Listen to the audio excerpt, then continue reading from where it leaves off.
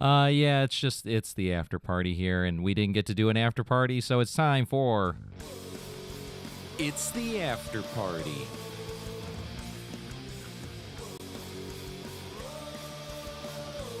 Oh boy, that was a giant shit show, Jason. Why is it every time I have my band over, nothing goes right, bro? Nothing goes right. I can't get this to work, that to work. Oh, we can't bring the content. Oh, it starts getting glitchy, this or that. Or it's all when my band comes over. That's when we have the issues. We can have live shows, no problem. I can bring other people on, no problem. It's my band. Well, why? Why do you think so, Jason? Let's discuss Well, this. I mean, you covered it pretty much. You're taking the equipment and then having to set it up again. That is true. That is true. But at the same time, I it's like when I go to set it up, it's like it should just work. It should just be plug and play. It should be like, okay, I don't put things in new spots. I don't go, oh, well, I used to plug it in this port. I plug it in this port. Boom. All right, that goes there. This goes there. Boom, boom, boom, boom. So you would think it would be no problem. But it's like every time you take the show and then you bring it back and it's like something new doesn't work. And now it's like, okay, now I have to make an adjustment from that. You would think it would just work. That's why I need a dedicated desktop setup with, I don't take the camera, I don't do nothing. I just have the show set up, and then I have the road set up. Go to the road. Let's go. Don't bring the whole fucking kit and caboodle. Just this. That's what I need, bro. This is insanity. And I feel like it's like, you would think with my band it's easier to get them all over here, and do this thing, but it's like this is a rare occasion. This is a rare occasion. I've been trying to get him over here since the beginning of 2022. I think that's when I was like, hey guys, we could do a weekly live show. You just got to come to my house. And they're like, oh, bro, your house is far. So far for everybody. And I go, yeah, I mean, but all the it equipment's is. here. And then Yeah, I tried to bring all the equipment to Dylan's. And then it was like such a hassle to like get everything set up, and they just kept going, why do we got to do this? Oh, why are you taking time to do that? I'm like, because then we can do live shows in your basement. We could people could hear all the instruments. It's not like just take a shitty, this is the problem. It's like most people are used to this shittiness, and they're all right with shittiness. So they're like, oh, well, why can't we just put the phone on? And then, just put the phone and they could see us and they can hear us. And it's like, because then everything's coming through a phone mic. Like, I don't know. It's just like I feel like if I'm doing this, I want to do this right. I want to do this good. I want to, nail this shit. You know what I mean? I want to let's just put it. Yeah, some bands, they do. Let's just put the phone on there. Oh, we're jamming. But it's like some people, when I'm scrolling on TikTok or YouTube and I'm seeing them go live, and they're just doing jam. They're literally just, practice session. But they're all mixed into the board plugged in to their live streaming service. So then Yeah. it sounds good as fuck. And then I'm like, oh, man, I wish my band would want to do that. And then the few times I get them to come over here to do that, nothing works right. And I'm like, oh, bro, this is why they don't want to do that. Because they see it's such a hassle. Like when I have to set everything up and I got cords over there. And like when we went to go jam, they're like, oh, there's cords everywhere and all this stuff. And I'm like, there's always cords. I wish we lived in a wireless world. I wish the headsets were wireless, the guitars were wireless, the microphones were wireless, but it's like, it's not. Everything you see is a cord. One cord for your headphones, one cord for your microphone, one cord for your guitar, going from your guitar to your pedal or your mixer, your amp, and then one cord going from your amp to the mixer. Like, yeah, there's cords all over the freaking place. What do you guys want me to do? I don't understand.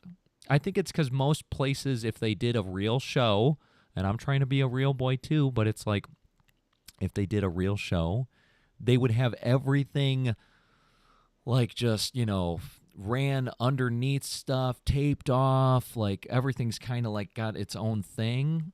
I guess that's when I got to do a better job setting it up. But the problem is if I set it up, I can't take anything anywhere at any point. And that's the problem is I just don't have enough gear to do the live recordings on the road and do this. So I got to choose one or the other. But it's like we got people like Cheyenne and you and it's like people that just can't see the show. Like even my dad, they can't see the show. They can't be there physically. And so I want to be able to have a good recording of that.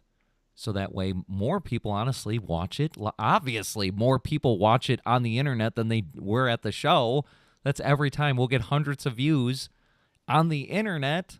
We didn't have hundreds of people in the live venue. So it's honestly more important to have the recordings for the shows. So that's why I know it's important to bring the stuff, but I just need more. I need a second camera. Dedicate this one right here. Leave it. The Sony, leave it. I need a second camera for the road. I need extra XLR cords so I don't have to bring these ones. And then I need an extra audio mixer device thing like the Red Boy. So once that's like... That's all kind of like where I was like, okay, well, you know, maybe I can't like offer a whole shitload, you know, but like at least some rent will be freeing up some money to do those things, hopefully. Yeah. I mean, it'll still be a slow grind, but like more possible, you know, like being able to put a little bit away. Yeah. I already know like the first set is getting things that I know will benefit like like right now I have a little coffee pot and it says 5 cups, but you know, 5 cups. You know what they think a cup is? A little 8-ounce teacup. Oh, I get my little sip of cup. I'm like, no, bro, I'm using the Backstage cup, cups, bro. And yeah. like, so that 5 pot thing is like 1.5 of these. So I'm like, oh, bro, if you're doing coffee, I'm doing coffee. I'm gonna need like the brewmate, you know what I mean? It's like I'm gonna need like a big 15-quart cup or whatever, you know, the super thing. Things like that where I'm like, oh yeah, we're gonna have to upgrade this. There's just not enough. There's not enough coffee. And I don't want to go to K-Cups because I already got away from the K-Cup because then I got I just want to brew it. Because I wouldn't buy K-Cups myself. It's too expensive. But I would do the refill-y thing, but then it's like I'm refilling every cup versus now I make pots, bro. Now that I've gotten the thing, I'm like, oh, yeah, make a pot. Have a couple cups. And especially if you're going to be drinking coffee, too. I'm like, oh, I got to make 10 cups then because we'll be drinking. That's just how it So goes. what I've been doing, and it's not necessarily saying like, oh, this is the answer. So how many of those cups do you drink? Like those In that a you got day or just in a sit-down session? like in a single session? Well, because I'm used to this coffee pot, 2 of these cups in a session. Like I wouldn't drink 2 of these and I go, oh, time to make more coffee. Usually by the time I get through those 2, I'm good. So 2 of these cups, which is approximately 5 actual cups of coffee, like volume cups. You know what I mean? I'm assuming that's like a 16-ounce cup. Yeah, I would say so. Or 16, 18. ounce. It might be 18. Because, we do have both varieties. Where's the merch store? We actually have both varieties. If you go to select this cup, there's a smaller version. What happens if you don't have as much money? You don't have $15. Well, spend $12 and get the slightly smaller version, but you'll have to do more refills. Or you can be like me and get the 18-ounce version and only have to fill up twice with a 5-cup setting.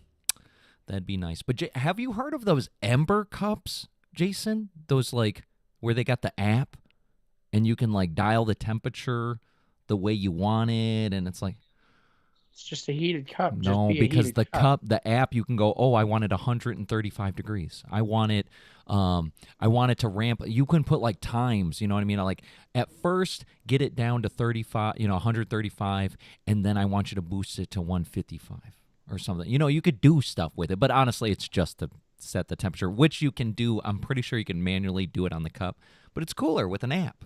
You could be sitting there, oh, I got to go to the bathroom. Oh, let me make sure my coffee is 5 degrees warmer. Boop.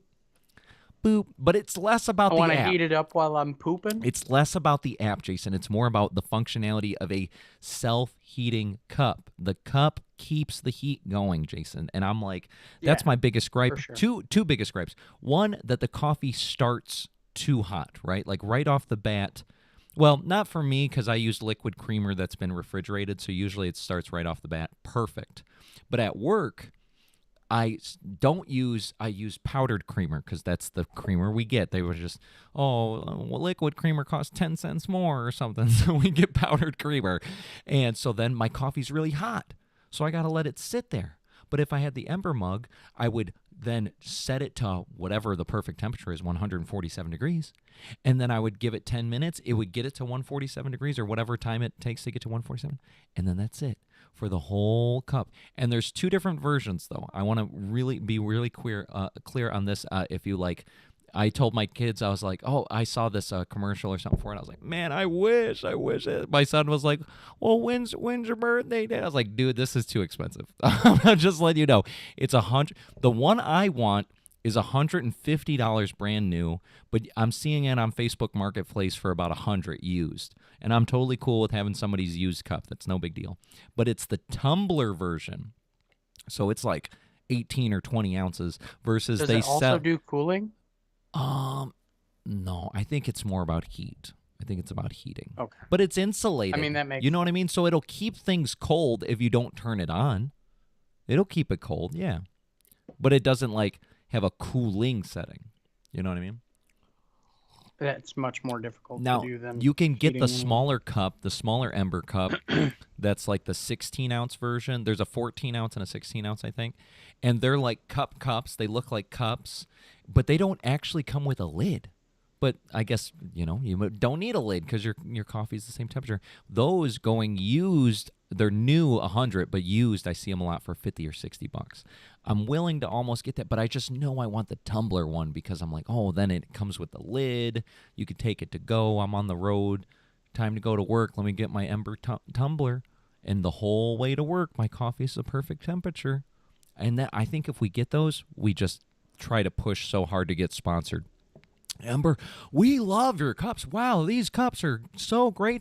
I never leave the house without my Ember mug because it keeps the perfect temperature all day for the 2-hour battery You'd have life. to get like a little bit of a richer customer base. To buy those Ember cups. You need to Yeah. buy an Ember cup because these things are so good and you're going to love the Ember cup. Oh my goodness. And then they go look at the price, $150.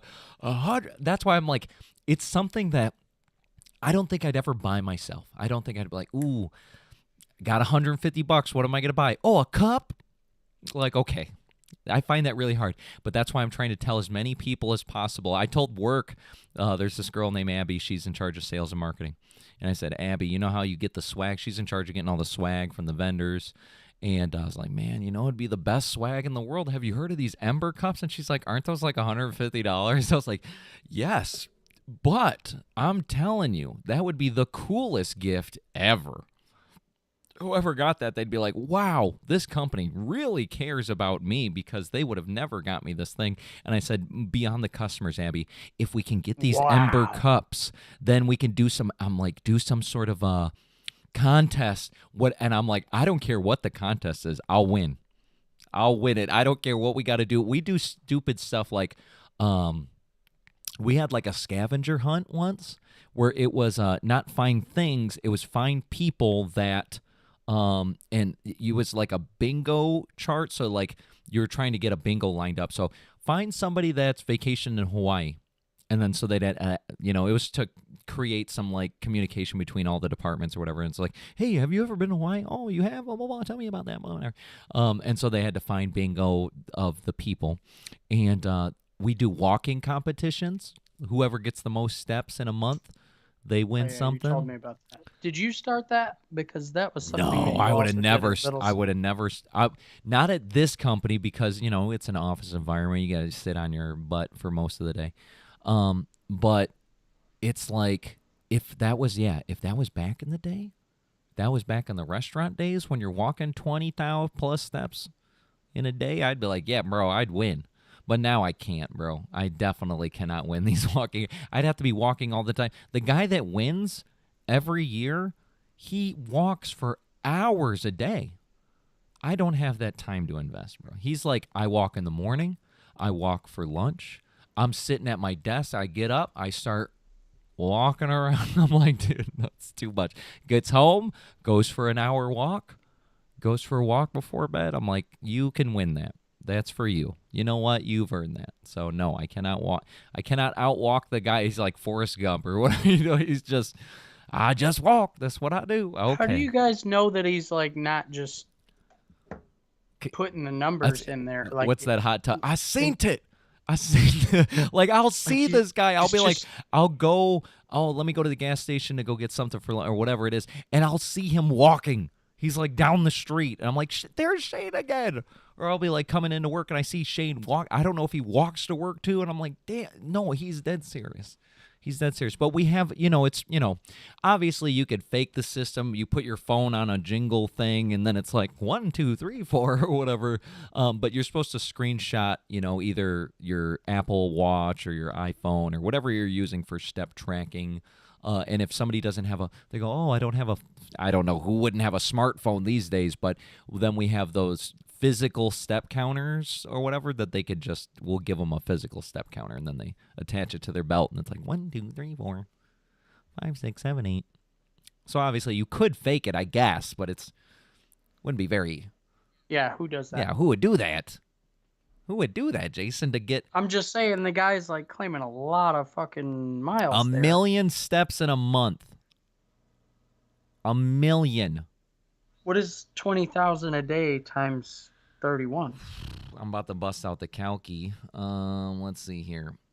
Well, let's just divide a million by 31, and that'll tell you how many steps in a day. Well, 20,000, not 31. So 1 million. Because you're not walking every day. Oh, every day. Let's say it's a 5. No, he is. Yeah. But Oh, I'm not saying, me. Like Yeah. for us, like 20,000 a day times what? 5 days a week. Like what would that? Yeah. Well. Yeah. 20,000 times 5. And then what, 4 weeks? It's 400,000 steps. That's 400,000. You'd have to work For about 4 weeks, 5. Well, you have to walk 33,000 steps every day with no days off to reach a million in 31 days. Versus, like you said, 20,000 in a 5-day period, 4 or 5-day periods. Well, I guess, why don't you just do 20,000 divided by 7, and that'll get your daily average there, because the 2 days you don't get. So divided by 7, that's 2,857 steps. Oh, no, you're saying 20,000 a day times 5 days. Yeah, times but then 5 now days, divide and then that by multiply that. divide that by 7. That'll get you a daily total that you can times by 37. Why would you? Because you No, want you don't to need to get an divide it by exact 31 day count. But I'm Because not saying, every like, month has 4 week. That's only 28 days. You know what I'm saying? 7 times 4. It's only 28. You want to get all the credit. 31 days. That would be 442,000 steps. If you walked. So you'd 20,000. purposely sacrifice your I'm saying, like, instead of counting those days and then taking them back out and like making it some part of an average. You need a daily average, yeah. Because the days you walk 0, you know what I mean? You got to account for them. You are by not counting them. Oh, no, Jason. But because if you only do 7 days, what do you do 7 days times what? I'm not saying do 7 days. I'm saying 20,000 steps times 5. But that only gets you 1 week. You have a month. The competition's a month long. Multiply that answer by 4. That only gives you 28 days. You're not walking every day, dumbass. You're taking days off. Remember? But I'm saying in a month, you might have a Monday, Tuesday for day 30, day 31. That still counts. You know what I'm saying? So that you got 2 days that might be walking days that you're going to want to account for. So it's not very accurate, Jason. You're leaving money on the table. Steps on the table. You're leaving a couple steps on the table. I know it's not a lot, but there's a couple steps leaving on the table with your math. It's like 3,000 a day on 3,000 on, like, 2, 4, 8 days. Yeah. No, you want to count every day. If I'm trying to win, I need to count every single step possible. Well, yeah, you would for the competition, but for the purpose of what I'm trying to do. Oh, you're just trying Like, to I'm get just some rough trying to- willy-nilly numbers. You're like, I'll just throw out numbers. I'm like, damn, I'm not entering the competition. No, jeez. He's like, no. This is we're in a hardcore accounting world. We need hardcore numbers. That's what we're going with. do 33.3331333313. That's what we need. Do you want to win or not? When you gave yourself that average, you lowered your number. Come on now. No, you didn't lower your number. You increased it. No, Jason, look, I just told you. Look, with your math. People understand this. With Jason's math. 20,000 times 5. That's 100,000 steps. Times 4 weeks, that's only 400,000. But a month isn't a perfect 4 weeks. It's 31 days. So you don't know if those days, 29, 30, 31 are on a Monday, Tuesday, Wednesday, or Thursday, Friday, Saturday. You get what I'm saying? So you got to account for those extra 3 days, Jason. That's why I said it was 40-something thousand, like 44,000 blank blank. Something like that. I don't remember now. Yeah, no, you're right. We'll never win with that attitude, Jason. We'll never win the walking competition. If I'm in a competition, yeah, I'll walk more. Like, that's just how you win. Well, I already told you. You gotta. Those are rookie numbers, though. I already showed you. You got to walk 35,000 steps a day without taking a day off if you're going to beat the champion of the walking competition over at my work. 35,000 steps. You got to, because he's doing 34,000, so you got to do more. 35,000 steps a day, no days off. Or if you do take a day off, now you got to walk 70,000 steps that next day. Is there even enough time for that? Like, because when I was walking 20,000 a day, that was like 10 hours. Yeah, it's a whole day's worth. But I think it's like if you were intentionally walking, so you're just walking nonstop versus in a shift, okay, now I'm making pizza. I might be standing there. Now I'm doing some sheet outs, But if you're just walking, Gump style, you know what I mean? That might be it. Now, how long do you think it would take you to walk? Let's say a mile is 5,000 something feet. Let's say it's 6,000 feet. I know it's not 6,000, it's 5,000 something, whatever. Let's say it's 6,000 feet. Is it not 6,000 steps, right? A foot? Do you think that's equivalent to that? Is that how we would calculate that? Or because you have stride and you have distance between your steps? Yeah, which varies greatly between people. Because I'm trying to calculate time to see if there is enough time in the day to do this. Because if it took you, what's an average walk? What do you think it would take you to walk a mile? 2 miles per hour. 2 miles an hour? So 1 mile would be 2 hours. 2 hours to walk 1 mile. And then you're getting No. What? 2 miles per 2 miles per hour. So in 1 mile is 30 minutes. Yes. 30 minutes to walk. What do you think? 3,000 steps then? It's not half, but it's somewhere around 3,000 or 4,000 steps. Not quite 1 step per foot ratio. So let's say for generality, 4,000 steps per half hour. So then to walk 35,000 steps, that would take you, divided by 4. Is that minutes? Divided by 60? To be honest, by the way, that 2 miles per hour is the average human walking speed. You're just walking. It's not like somebody competing in a walking competition. Like, he's probably power walking his ass off just to get these steps in. You know what's funny? I did an experiment for that walking competition because I was like, I don't like walking though. I personally would rather run. You know what I mean? If I'm going to I want to crank out steps. But then when I was doing all the calculations, I would do this whole building. Like, not this little building. I mean, like the whole 9-building complex, right? And I would walk it. Then I would fast walk it. Then I would brisk walk it. Then I would jog it. Then I would run it. And I did the calculations of the steps. And it was like, the faster I went, the less steps you got. You know what I mean? Because you're like, it's like you're moving. It's like you're moving more ground, but you're using less steps. So it wasn't efficient to run at all. And I said, damn, you can't get out of walking. You have to walk it. Because I was thinking, the only way I'll catch up is maybe if I run. What happens if I ran for 3 hours? Boom. But what if you took nothing but baby steps? That's the other thing. I did try that as an experiment. I was like, not like penguin steps, like I looked stupid as hell, but I was just like, boom, boom, just trying to take short steps. And you just get more steps in. So I guess if you did penguin style and you just kind of waddled, You might get 10,000 steps just going from one little circle around your apartment complex. 4,008 sets of half hour. That'd be about, let's say, 5 hours of walking. 5 hours of walking a day. You sleep, Well, let's just say for you the sleep sake of 8 hours, not, you work 8 hours. That's 16 just for the hours. sake of not cheating, when you said you've seen him doing this walking. I've seen him walking all over the place.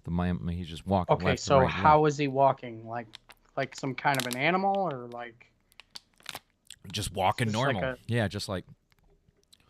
okay, so use that calculation, because You're thinking slower? yeah, because I'm thinking like you He's not booking nothing. calculate, Yeah. yeah, Mm-mm. like if you want to know how to win, you got to know what he was actually doing, and it just doesn't sound like there's enough fucking time in the day to be logging those kind of. That's what I thought. I was like, because I think I did that hourly calculation. I was like, bro, he has to be walking for like somewhere between 3 to 5 hours a day. 3 to 5 hours a day. It is possible. Do you know how, like, I mean, I'm already losing weight, but if I was walking for like 4 hours a day, I would be a skeleton. I would be nothing. Because that's like, from what I've heard, the best form of cardio is walking. So if I added the walking in, I'd be like, I'd have to like start just shoving like avocado. I'd be eating everything. Like I can't keep up with it. I'm melting away. That would be kind of sick though. It's just, to me, walking, maybe it's because I would have to do it by myself, but walking is boring, Jason. You know what I mean? It's like, yeah, you could put on some tunes or something, but I don't know. There's so many things where I want to do something. I'd rather be doing something. I'd rather be working on a video or playing guitar, or, I don't know. I'd rather do something, and I feel like when I'm walking, I'm prevented. It's just like driving. I don't like driving at all. I'm prevented from doing something when I have to drive. That's why I'd rather be in the passenger seat. But I rarely ever get the opportunity for somebody to drive me. You know what I mean? I'm always driving somebody. I remember you telling me one time when I think we went to Illinois or whatever, and you were like, "Oh yeah, Justine held the steering wheel while I climbed in the back seat, got the trunk, and had to get my backpack." I'm like, bro, if you can't sit still while you're driving, Bro, I can't. I had this long road trip once. It was when I was in national training, and I had to like travel through Ohio and something else, and everything. It was all road. And normally when I travel, I'd say, give me flights wherever the hell I go. I'm not driving nowhere. But for some reason, I had to do a lot of driving. It was during the Pizza Portal rollout, so I had to hit multiple cities in the same state. So you would fly to a place, get a rental car, and then you'd have to drive all around the state. And I'm like, oh, bro, I don't want to drive at all. So then that's when I discovered downloaded, like Netflix would let you download stuff for offline. Yeah. And so I was downloading everything. I rewatched Full Metal Alchemist, the OG, the 52 episode one. Rewatched that. I watched there was so many animes that I was like, shoot, download all of these, download all of them. Let me check all these things out. And that was the greatest part about, like, normally I don't like to rewatch something. You know what I mean? Unless it's like, oh man, I gotta experience that again. I'm not sure, but like it's very rare that I rewatch something. But when you're driving and it's like, well, I got nothing better to do, that was like the perfect opportunity to like, oh, let me rewatch some stuff. So I put on a bunch of stuff that I was like, I would kind of want to rewatch it, but I wouldn't want to waste. I feel like it's a waste of time sitting on the couch when I could watch something new that I never watched before. Versus you're in a car. What else are you doing? It's just a complete waste of time. I was telling my employee today, this new hire I'm training, we're talking about autonomous vehicles. I was like, I can't wait till everything's autonomous, dude. All the cars, no human drivers, dude. And he's like, because he's a systems admin, he's like, bro, I would never want that. He's like, are you kidding me? Like, I'd rather if cars were like manual, there were no computers at all. Like, he's like, how it's the security and all that stuff. I was like, yeah, but I kind of want to sleep when I'm driving. Like, I just want to get in a car. Take me home. He's Alfred, immediately like, I hate beep. you so much. You're exactly why my life is a living hell. Think of all those people, not me, because I don't drink no more like that. I mean, I still drink. I'm not like, oh, I don't drink no more. But, I used to get sloshy. Glug, glug, glug, glug. When we played, I wish we would have been able to play that Kelly's Bar gig. I can't wait to get back. But, like, every time I talk, you can tell I'm, like, sloshy. I'm like, hey, guys, you're just next song. And I'm just, like, completely wasted. But then, think all those people completely wasted, and they get in their car, and then they go, Alfred, take me, or Alfred, take me home. And it's like, yes, sir. Do. No more drunk drivers. No more bad drivers. No more grandma that doesn't really know how to drive no more because she's like 90 years old and she probably should have got her license taken away, but instead Yeah, they let I her think drive. those people are, No more. they're never going to know that they need that. Like, they don't know they're bad They drivers won't. until, like, They won't have the option, Jason. That's why we go mandatory. They're all mandatory. oh, There are no manual. See, that's the problem. Is right now we have like there's a few very small percentage of autonomous vehicles, and then most people are driving it. And then at some point there'll be 25% autonomous and 75%. But there'll always be issues until it's 100% autonomous. Because as long as there's human drivers, you're adding human error, you're adding human issues. But once we get to the point where they're all robots driving, you're going to be like, oh, there's no car accidents no more. Oh, there's no drunk drivers no more. It's all good. Okay, you might get a glitch every now and then, Jason. Cool. I mean, right now you got, like I said, your cousin Johnny going, oh, running into a tree. I mean, like, this is human stuff happening on the daily. Computers don't do right. all that, bro. We need that. I think as a society we need that. Especially for me, because like I said, I can't stand driving. The only reason why I get through it is because we have the technology to make.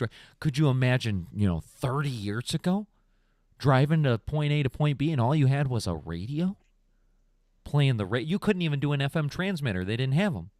You just played whatever was on the radio, or I guess you could have had a tape of your favorite tunes. But regardless, I could only listen 8 to of something. your favorite tunes. That's insane.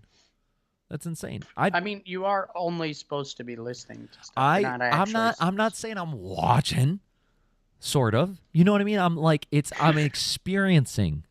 Obviously it's a video, but I gotta watch the road. How do you think I can see where, if I gotta turn or if there's a car, you're watching the road, but you put something on and you're like, yeah. So now I'm experiencing that. You might glance at it. You might go, what's going over there? How's the show going? But you're not looking at it. I mean, some people are stupid. They're like, oh, shit. Gotta pay attention to the road. Yes, you do have to pay attention to the road. But that's just an extra little bonus we can get nowadays. But imagine if it was autonomous vehicles, then you could just strap on the VR headset. Oh, let me boop, boop, boop, doop, doop, doop, doop. I'm in Gun Raiders. Doop, doop, doop, doop, doop, doop, doop. But you're driving. You're not driving, but the robot is. You know what I mean? How sweet would that be, Jason? Why do we have human drivers? We got to get done with this. We have to. I guess so. Some strong points there. I think But also, is there a counterpoint? What? Why? What's the bad? I just think that would be. I think that you're absolutely 100% right. It has to be 100%. Like, they need to just take the damn steering wheel out of the car for that to work. That's what I'm saying. Take them out. Yeah, there's some people who will. They will refuse. I can't. Yeah. I'm not giving up to these robots. They're going to be like Will Smith in iRobot, where he's like, I don't trust them. I don't trust a single one of these things. This is the thing. Until we get to the point, I guess at some point when Skynet takes over, sure. I get it. Until we get to that point. No more free will? I think we should utilize as much technology as possible. I tell the people, even at work, I'm like, we could be using a lot more AI for a lot of things. Like, just stupid. You would think like stupid things, but Abby, she's ahead of it, the game. Because she's the up-and-coming generation, fresh out of college a year or two ago at this point. You know what I mean? Like, so she's on it. She's on it. But I'm like, even for me, and I like to say I'm a techie of some sorts, but even for me, I keep forgetting how much you can use ChatGPT. Like, and obviously there's a bunch of AIs, but ChatGPT is the most mainstream one. You can use it for almost anything, even if it's just bouncing ideas off of it. Like, hey, I have this idea to do this one thing. What are maybe 5 key ideas that I should highlight in this training video or whatever? And it'd be like, oh, you should highlight this, this, and this. And then I'd be like, could you give me 3 to 5 bullet points for each one of those things? And in those bullet points, can you tell me a 1-paragraph script that I should look at, or, that I should read to emphasize that point, right? And I could literally have it do everything, all this back work that you would have used your human brain for, but you could just be like, brrr. But the greatest part is, it's like, imagine if you had some really cool partner that you could tell somebody to, like tell things to, and they would bounce ideas off of it, but it didn't have feelings. So you can because there's times where I'll use ChatGPT and I'll ask it something and I don't like its answers, and then I'll be like, give me 5 more. And then I don't like its answers, and I go, give me 5 more. And then I don't like its answers, I'll be, give me 5 more. And I'll just keep asking until I get, but could you imagine if I was asking you that? And I said, hey, Jason, give me 5 title ideas for the next week's show. And you worked really hard and you got me 5 title ideas. And then I'm like, give me 5 more. You'd be like, what? Okay, I guess. And then you'd work really hard. You'd give me 5 more. And I'm like, close. You're getting closer. Give me 5 more. You'd be like, dude, this guy's nuts. This is crazy. These are the things we can honestly, ask ChatGPT to do. Yeah, that's it has true. No feelings. That is true. I don't necessarily know that, like, I would be offended by that. You know what I mean? I'd be like, oh, I mean, sure, there's like a part. I would. I'd be offended as hell if you're like, oh, give me 5 titles. I was like, here you go, Jason. You're like, give me 5 more. I'm like, hell no, bro. Those are good. Those are good. What are you talking about? Yeah. Well, I mean, also you're a creative type. You know what I mean? Like you take a lot of stock in those things. Me, I'm just generating fucking ideas like boom, boom. Like it's some sort of unavoidable train just hitting me in the face all the time. But like, I just don't take action on a lot of those things because, to be honest, it's overwhelming. Yeah. You know what I mean? Like, sorry, look down on me if you want, but like, I ain't doing all that shit. Do you have any idea how much shit that is? Right. Like, Now this is the thing I just discovered though. It could always do this, but I never thought of this. You can utilize ChatGPT on a revert, because a lot of times I think that's my biggest problem is like, I'm not sure what to input, right? To get that good prompt. I'm not sure what to give it to get to where I need to go, or I'm not sure kind of what I need in general. So, but then I came across a video and they're like, you tell ChatGPT to ask you questions. Like, ask me questions that would clarify this idea, or ask me ask me any questions you think would get me to come to this conclusion, or whatever it is. And then you can have ChatGPT ask you things, you can answer the things, and then have that dialogue. And I was like, oh, I never thought about having him ask me, because usually I'm giving him the answer, or I'm asking him, what do you think, ChatGPT? What do you think are 5 great titles? But I never have him ask me, and I go, oh, snap. You're right. I never considered that. So you can use ChatGPT to make yourself more creative, or give yourself the brain power. You don't even have to, you give me that. It's like, ask me something. So you know how, it's like teaching a man to fish. You can literally have ChatGPT teach you to fish. I mean, not like literally teach you to fish, but you know what I mean? It's like... I mean, you kind of could. You could have it do that, but it's like... Those are the things, like when somebody knows the answer, but they don't want to give you the answer, so they go, well, if you did do that, what could be affected, and so they kind of guide you towards the answer. I never thought about having ChatGPT. It's like usually that's what you do is you ask ChatGPT for the answer. You never ask it for the questions. So I'd love to be able to we gotta do another journey. We gotta do another AI journey, take the adventure thing, because I think even there's the other thing you could do with ChatGPT that people don't realize is beyond the base ChatGPT, there's all these other, chat is like the function. That's why it's called Chat GPT. But there's all these other GPTs that are based on the brain of the GPT, but then it does specific functions. I'd love to bring these up here, but I added them all in, all the ones that I thought were really interesting, because there's a lot of ones where it's like you have to do all this work to train it to do that. Like by doing all this work, I mean like you tell it specifically, I want you to be an expert in social media marketing and specifically in construction development field and blah, blah, blah, blah, right? And then you have to like tweak it to think how you want it to think. But then I saw these GPTs and I was like, oh, that's pretty sick. So there is Songmaker GPT. I was like, oh, I got to try that. That'd be a cool video. Like, all right, Songmaker, give me a song that's about, I don't know, people, what do you want the thing to be? And then Cheyenne's going to be like, flowers or something. I don't know what she's going to shout out, right? And I'm like, all right, I need a song about flowers in the key of D and whatever, and it's going to make you a song. And I said, that's fantastic. Or this one, Resume GPT. I said, oh, that's fantastic, because usually I'm like trying to get it like, you're an expert in resume building and like HR development, and I try to give it that. They're like, no, we set these up.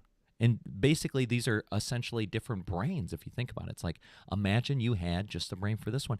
This one, I thought, this will be very useful as well. Riz GPT. And what was so funny was I had this idea in person, and I think this would be a really funny video to do. Helpful? I think it would be helpful, Riz GPT, to do it. But this is the thing. I'd want to completely dive in. It was after the Detroit show. I went to the Columbus, Coney Island with Zachary from Natural Graffiti, his lead guitarist, Cade, and then me and Mario. And Cade was telling us about his Snapchat theory.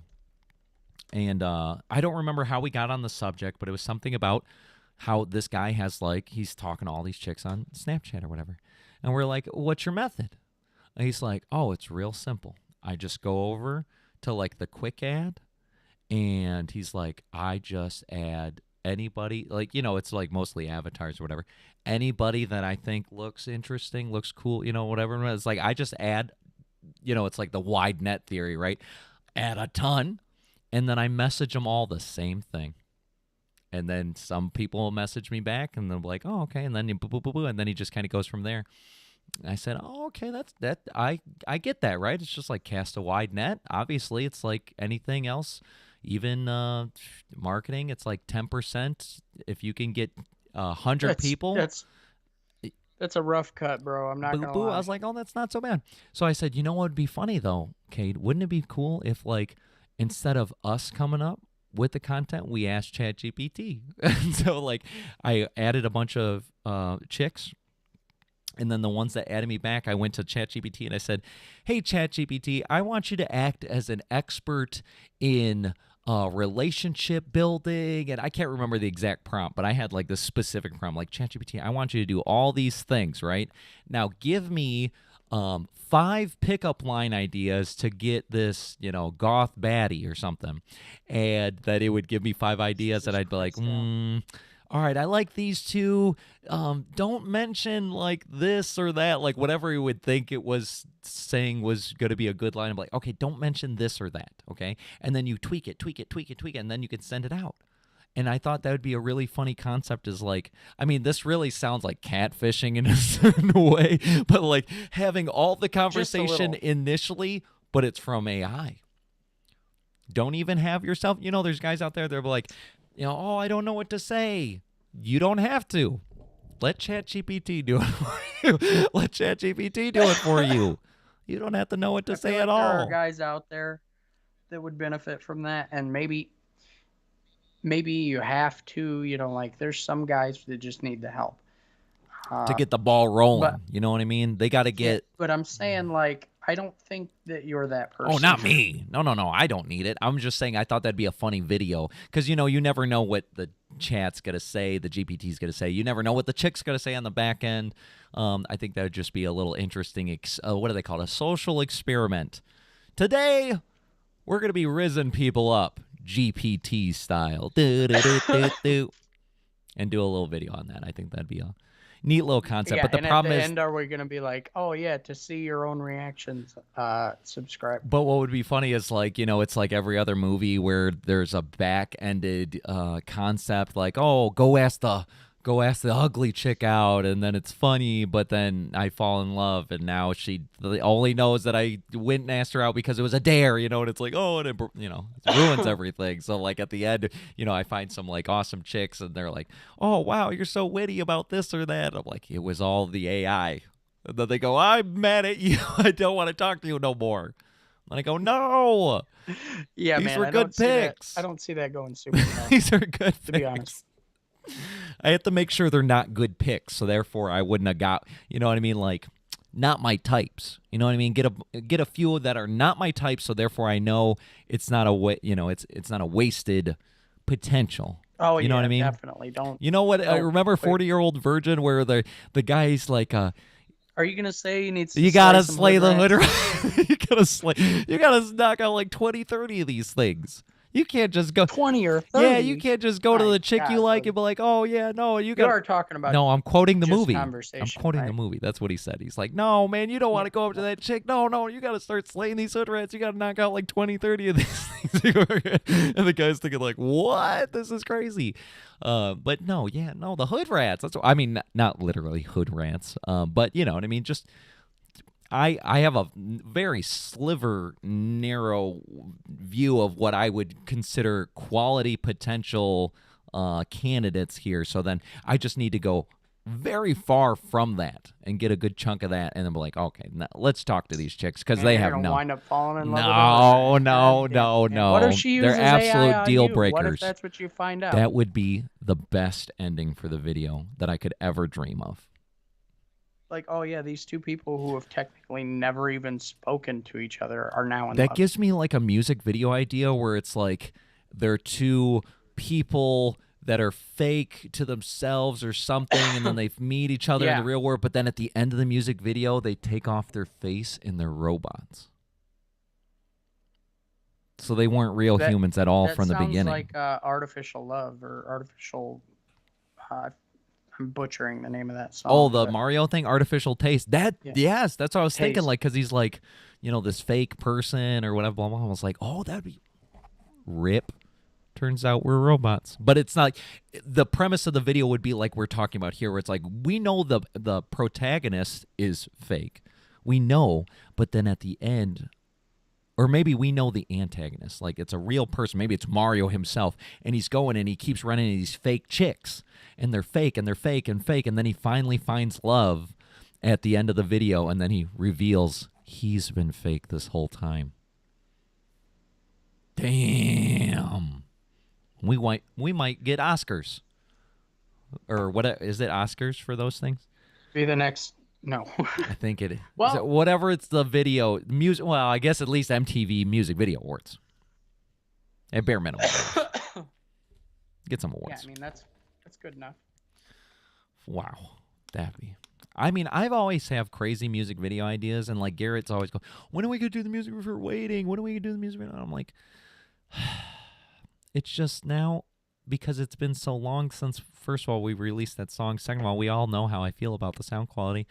It's like, why would I waste such a good video? Like, because I know I'm going to want to do a really good video for it. It's going to take a lot of time to record the footage. It's going to take a lot of time to edit and all that stuff. All this work to be like, man, I don't want to watch that. So I think if I hold out long enough, because I don't know if we said it in the show, but our next step that I've been begging about, I said, all right, we'll do the token show, but in February we're gonna record. And they're like, fine, we'll record in February.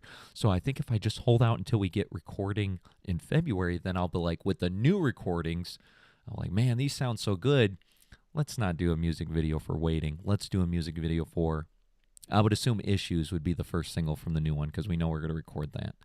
But I really think, I floated this to Mario when I was driving him to the show. I was like, Mario, I know this sounds crazy, but what happens if with the studio dude, John Michael Barty, what happens if we were like, we re-record the EP we just did, Waiting, Stand Fight, and your song Reflect? And he was like, Al, I think you're not giving yourself enough credit. I was like, Mario, come on now. All right, look, stop with the bullshit, okay?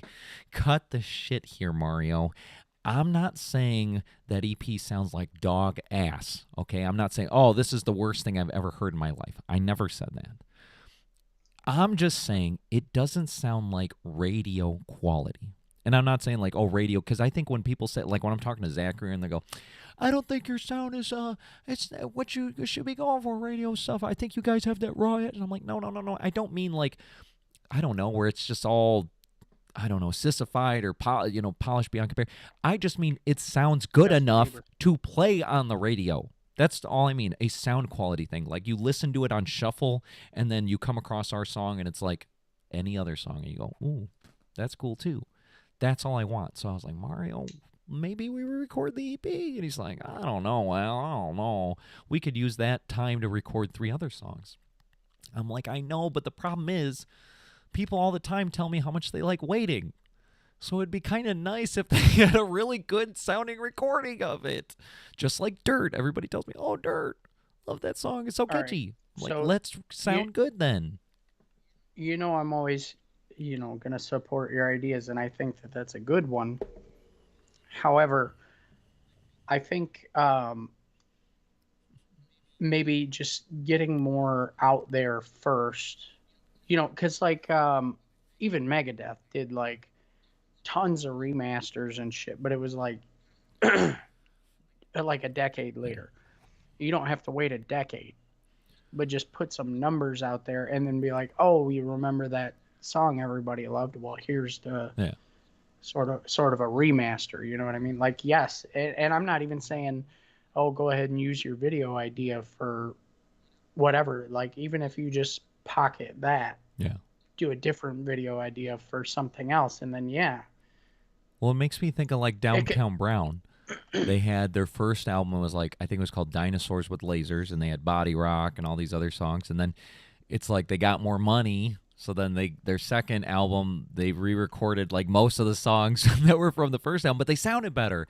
And then their first real official album, I think it was called Millennium, or I don't remember, it was Body Rock, but it was, or maybe it was Millennium. I don't remember the title of that CD, but it was basically half of the songs from the first 2 CDs that while they were just up and coming and they didn't have much money, but then they got the real studio and they're like, well, shoot, bro, keep bringing. So the first 3 CDs, they almost had all the same songs. And it's kind of funny, but as you listen to the next CD, you go, oh, it sounds even better. Oh, it sounds even better. Until you got to the first official like studio release where they probably had enough money to get into a real studio and they're like, oh, that sounds great. That's kind of what I'd be going for. It's like I keep re-releasing it because it's like it could sound even better. Even better. But this is the thing. even if you do Yeah. that, you would still have to like just put more on top. That's what I'm Yeah, saying. Like, yeah. You can't just, it's like literally Yeah, the it's- exact same CD over and over again. But see, yeah, this like, is the oh, thing. here it It's is like, again. Check it out. my dad always tells me, he's like, because before we got Mario, because we had Michael from like almost the beginning, it was like we all knew all the songs. Obviously, we had to polish. Oh, we haven't played that song in 3 months or whatever. But it was like every show we tried. For me, I thought it was interesting. Obviously, on my end, mostly to every show we did different songs. You might had a core 1 or 2 or something like that, but for the most part we tried to, oh, we did those songs this last one, let's do these songs this one, because otherwise you just couldn't get to all the songs. And obviously that was a lot more work because then you have to make sure all these songs are constantly kept up. And my dad would always be like, that's not how bigger bands do it. They have their core songs and they play those over and over and over and over and over again. And you might switch out 1 or 2, but that's it. You have your core songs and that's what you guys need to do. And I was like, yeah, but then there's all these songs that I just want to play, and then you never get enough time. You only get like 30-minute sets, and we have like 2 hours worth of music. You know what I mean? It's like there's so many songs I want to play. But then once we got Mario and we had to like teach him every song and add it in, we've been doing a lot more of that core track. So like almost every show we've played Issues, Waiting, Mine, almost every show Dirt. Every now and then we trade out Dirt. Issues, Waiting, Mine. For a long time, every show we did Stand, Fight, Live Wrong, and then just for the Slash show, I was like, all right, let's let it take a break. Even though I was like, Dylan, I'm sorry, that's the only song you sing, but I just want to take a breather on that one, not because you were singing. It's just I felt like that song was always just such a struggle with Garrett and Mario. Like, no offense, guys, if you're watching this thing, but it's like this drum roll build up. It would always be like, are they gonna nail it? Are they gonna nail it? I was always worried if they were gonna nail it or not because they effed it up really bad a few shows, and I was like, no, no, no, no, no, no, no. I don't want to be on stage like getting completely embarrassed. So I was like, I don't want to worry about it no more. And I tell the guys all the time, I would love nothing more than to go to a show, before we even get on stage, just know we're gonna nail it. There is no issues. But I feel like before every show, I'm always thinking, man, are we gonna nail this one part? Are they gonna do Are they gonna do this song right? And like, I wasn't trying to make Mario feel bad at the show. Here in the living room when I was talking about, well, the only thing that was messed up in people's luck was Mario, but it was like, I knew from the practices, hearing Mario play, he was the only one messing up consistently. So I was like, man, I really hope Mario gets it together because, like I said, the other bands that were on before us, they were good. They were on it. Nobody was screwing up. There were no mistakes. Everything was flawless. Just to me, it was boring. There was no, I don't know. There was no aggression. I don't know how to explain it, but it was just like, they were great. But it wasn't my cup of tea. Not because it was the music. It's just like, they sounded like, just play the CD. Why am I even at the show? Just play the CD. Versus as soon as we got on stage, I was like, talk loud! Like, everybody was like, what? Like, it was apparent something different's on the stage. Good or bad. Some people were like, I got to go. But it was apparent, like, there's something going on here. But the problem was, every time we'd fuck up, every time Mario would hit the wrong note or hit the wrong timing, or Dylan screwed up a few times, or Garrett screwed up a few times, and then for me, my voice was screwing up for a couple of the songs. It was like, it's like when you're playing Guitar Hero or Rock Band or something, and you see the it's like green, yellow, red. It's like, dude, everybody starts green before you play a single note because they don't know what's about to happen. And then as you keep fucking up, it's like yellow, yellow, yellow, red, red. Nah, fuck these guys, I'm out. And then they just leave. You know what I mean? So it's like, oh, it just kills our credentials. It kills our, we need to go on that stage and just absolutely nail it, completely tight. Everything's great. Boom, boom, boom, boom, boom. No screw-ups. And we've never had a show. Never once, never once where there's no screw-ups, no technical errors, nothing breaks, nobody messes up. Never. I've never once. And I know the guys, and I think it's because they've been messing up for so long, that they're like, oh, Al, no show can go perfect. But I'm like, all the other bands do it. Not the bad bands. Like, yeah, the shitty bands, they're just like us, shitty. But no, the good bands, we're trying to be a great band. The great bands, they don't mess up. They don't mess up. Yes, when I watch Metallica, Seattle, 1989, Live Shit, Binge and Purge, they do mess up quite a few times. But it's like, only because I know, one, as a musician, but two, I'm so ingrained into the music of Metallica and their songs, I know specifically when that was like, oh, that's not how that part was supposed to go, or whatever it is. So it's like apparent to me, but if you're just some normie that's like, oh, big show. Like, okay, you probably didn't see that little error that Lars did there, or that little mistake James did there, or whatever. But I can tell they're messing up, but it's like so minuscule to the giant performance of everything that you barely notice it. Or maybe you're having so much fun at the show that it's like, oh, I didn't. And maybe once I looked back and I watched the show and I go, oh, yeah, they did screw that up. But not in the moment. And I feel like for us, we're not at that level because you don't have thousands of people in the crowd right up there. Everybody's cheering, screaming. People are in the pit. You know what I mean? There's a different vibe. There's a different feeling when you got all that energy going on there. Where a lot of times when we perform, even if there's a lot of people in the crowd, it's like really hard to get people to come to the front. Get to the dance floor, you know what I mean? Like, get in front of the stage. A lot of times everybody likes to just congregate by the tables or around the venue or whatever. And so it's very hard to get them all in there. So that's why I like playing smaller, intimate venues, because it's like they have no choice to be right there, like right in front of your faces. So then when I'm looking on stage and I'm like jamming, I'm putting my heart out, and I look out there and there's nobody in the front and everybody's sitting down and they're all just kind of like looking. It's like I gotta pour out that energy out of me. Versus some shows where we get and everybody's interactive, people are coming up front, or maybe they're even moshing, they're doing stuff, and it just gives you something. You don't have to give it. It gives it to you. The energy's there. The people are excited and everything, and you can tell when the song's done and they're like, yes, oh, that's amazing. And it gives you something.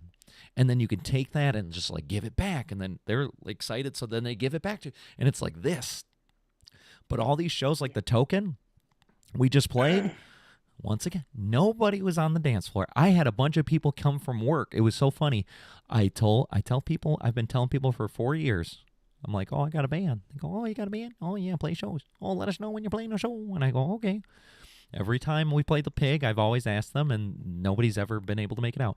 This time, I think it was like 8 or 9 people from work. I mean, it was like 4 people and their spouses.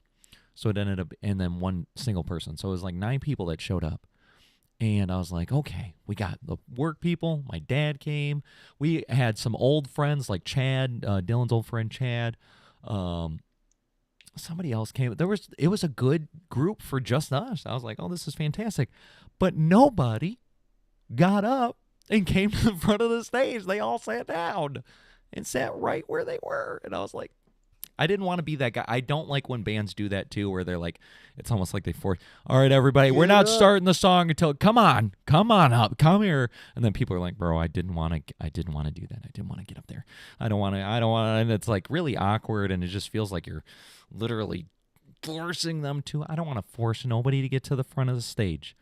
But people, you have to understand, when the band that you came to see finally gets on the stage, you should go up there, because then if you go up there, then other people are going to be like, oh, well, shoot, I'll go up there too. You know what I mean? It's like, remember that one video they used to show, and I can't remember what class it was in particular, but it was a part of a TED Talk that this guy was saying, where it's like a leader creates a movement, right? And it's like this guy, and he's like just dancing wacky at this festival on a hill, and he's just dancing all by himself. And he's just dancing, and everybody's looking at him like he's retarded or something, you know, and they're just like, what is this guy doing? Because he's not dancing sweet. He's just like doing his thing. He's just like getting loose. And then all of a sudden, one dude gets up and he goes, I'm going to go dance with this dude. So he gets up and he starts dancing with that dude. And he goes, yeah, this is cool. And then because that guy got up, he waves his buddy over. Hey, come on, man. And then his buddy comes over. Now there's 3 guys. And they're dancing like this. Because there's 3 guys, this random dude goes, oh, shoot, I'll join them. He joins them. Next thing you know, a couple more people. And then all of a sudden, towards the end of the video, and this wasn't like staged. This was just a real video. He was explaining the why these are leadership traits and what all this stuff. And it's like, towards the end of the video, everybody at this entire movement festival or whatever was going on was then dancing with this guy. So hundreds of people. It started with him. And they said, yes, obviously that guy's a leader. He stood up first. But the most important person was the first person that came to that guy. That's a leader. That's somebody that's like, obviously that first person's like, I'm putting myself out there. But that second person's like, I'm gonna stick my neck out. You know what? I'm going to go get wacky with this dude. That took a lot of courage for that guy to do as well. And then all of a sudden, each person that comes over, it's less courage needed because now it's more normalized. And then it gets to a tipping point where now it's the opposite. Like if you're not joining in, you're on the outside. Like we're all dancing over here. Now you're shunned for not joining in versus for dancing. And so that's the movement where people, you got to come to the front, people. You got to come. You come to the front, and then you tell your friends, oh, come on over. And then they come over, and then random people start coming up. And then the next thing you know, we get the whole bar all to the front. And then everybody's having a great time. And it's all fantastic. And it's just for you, people. Why do you think, I mean, obviously, I do get some enjoyment out of performing live. But the reason why we play on stage is for other people. is for you guys to see the stuff. Like whoever is in the crowd, in my head, I do it because I know, or I hope at some point, there's people out there that want to listen to the music, that want to have this live experience. Like it's like I'm doing it. If I had a clone version of myself that I could be in the crowd watching me, I'd be like, I'd enjoy this show. I'd enjoy these songs, you know what I mean? Like, that would be really cool. So I'm like, I'm doing it for the people that are there. So it's like, I want you guys to have a great time. And you're only having a great time if you're participating. Like, there's so many shows where I want to be like, all right, everybody, fists in the air. Hey, hey, hey, hey. But I can tell from the little bits that I do where I go, all right, has anybody, whatever. And I could just tell when people just don't want to participate. And then I just don't. I don't go any further. Like at the Token, after the first 2 songs, I could just tell this was the type of crowd. And there's probably 40 or 50 people in the crowd. I could just tell this was the type of crowd that didn't want to do anything. They just wanted to sit down and enjoy the show. And I was like, okay. Yeah, it was like their vacation spot, not their... Yeah, they're not, like, oh, yeah. They're not wound up. Yeah, they weren't running circles. They weren't yelling oi, oi, or nothing, bro. They just wanted to sit down and enjoy the show. So I don't try to force the issue when those times happen, because if you do, it's even more awkward. Just like at the Blind Pig, when I knew these people didn't want to participate, because we'd finish certain songs and they wouldn't even clap. They were just like, oh, I got to clap. It's like, bro, come on now. Oops. Come on now. At least be nice. Dum, dum, dum, clap, clap, clap. But then I put my neck out there and I was like, all right, I want to hear you guys say, after I say trust no one, you say fuck everyone. Are you guys ready? And they're like, yeah. I was like, trust no one. And there's like 5 people out there. Fuck everyone.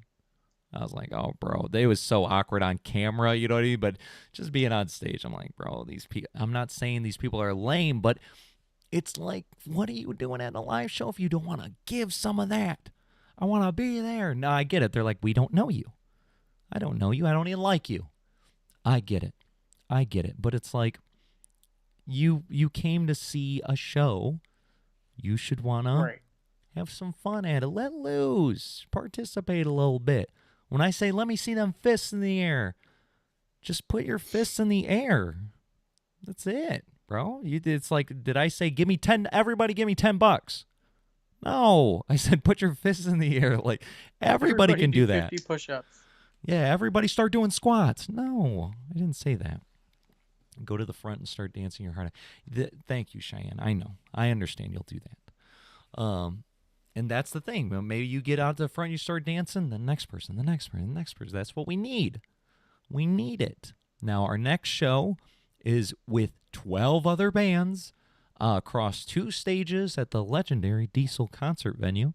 So that should be a good showing. And the good benefit of doing the Diesel shows when all the bands are similar is those happen to be the most interactive shows. Because the people that come to see those bands, because they're more in the same vein as us, like punk and metal, stuff like that, whatever, they're more apt to be excited to participate. So I foresee that to be a good show. But then we're going to play the Token for the DRI show. And I think that's a different sort of situation because, yes, they are there for the DRI. And being there 2 years ago, I realized how intense, like everybody was, I was even trying to get into the mosh pit for the DRI. Everybody was participating. That was a fantastic show. But I know they're going to be hesitant to participate for us because we're like some nobodies. So we're going to have to do a really good job right off the bat, the first song or 2, to prove why we deserve to be on that same stage as DRI. And then once we do that, I think that will be like the buttering them up to get them to let loose so then they can really have fun. So I really got to concentrate on what that set list is going to be. Garrett was really upset. And he's like, oh, man, I don't know, man. I disagree. And I was like, but Garrett, because I told him this set, and the other guys agreed with me. Garrett was the only one that disagreed. I said, the DRI show, this is hardcore punk. This is underground punk. This ain't some willy-nilly shit. I said, this has to be the hardest show we've ever done. We gotta go intense. We need the banger, like the most rough ones that we have. Heavy. We gotta go heavy or fast or what we gotta bring the intensity at this show because that's what they're expecting with DRI. So we gotta kind of match it because we want to be able to have people in the crowd going, oh, because I like DRI and we're playing something that's like that. We're not gonna be as heavy as DRI, but it's like I can get what they're doing. Oh, that's pretty cool. I like that. I said we can't play Mine. Can't play Mine at the damn DRI. You used to be. They're like, that's. I don't know if I could say the G word here, but that's what they would say. They say, what are you guys, G's or F's? Yeah, I wouldn't. I'm like, no, we just have feelings. I'm like, no feelings for you. I go, okay. So I told Garrett, I was like, look, I think the set list should be, and me and Mario were coming up with a really good one. And I didn't include Mine or Waiting or Issues or Baggage or all this stuff. And Garrett's like, oh, that's bullshit, bro. Come on. We can't change who we are to blah, blah, blah. And I was like, Garrett, I didn't say play other songs. I didn't say, oh, we need to line up all these covers of all these hardcore punk songs. I said, no, we play our song. They're still our songs. We just play the heavier songs that we have. We play the more intense. Play to the strength. They're still our songs, Garrett. And he was telling Mario that, I don't think that I think we're not going to represent us. We're not representing who we are if we only do all these songs. And I go, do you understand what you're saying? We're not representing who we are by playing our own songs. They're still our songs. We're not even playing any covers. I don't understand. They're just the harder version of our song. I said, you can't represent you fully with a single, right? But you have to put out one song as a single.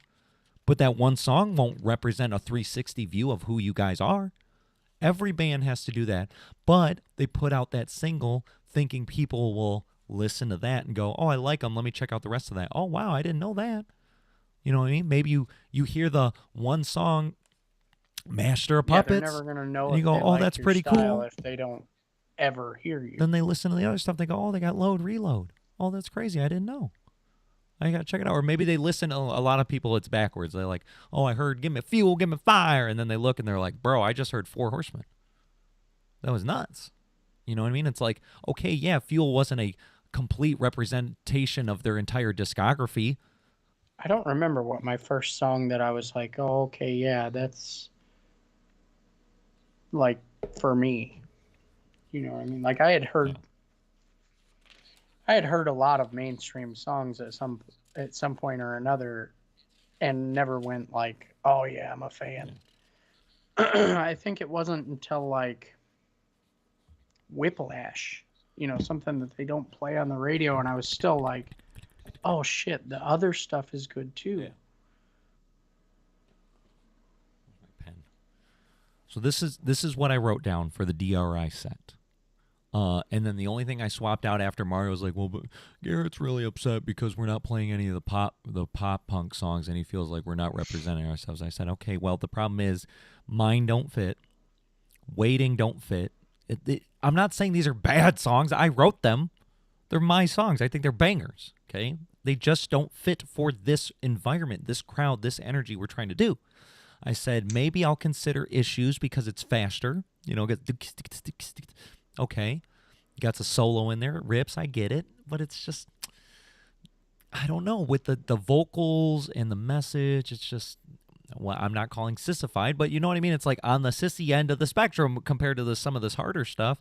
I said the only one maybe Baggage, because Baggage, yes, the verses are like, I'm a walking hazard, but then the choruses are bam, they just, that's the whole message is like, it's like a double time thing. It's like in your face and here I am, and then it has the big solo and it has the big ending with the chanty stuff. And I said, all right, fine, I'll add Baggage. But I'm not adding Waiting, I'm not adding Mine, I'm not adding Issues. So this is what I decided. And Mario and Dylan agreed, and 3/4 is a majority vote anyway. And they have to understand this. I've said it a few times, but I haven't got them to sign contracts yet. I am actually worth 2 votes.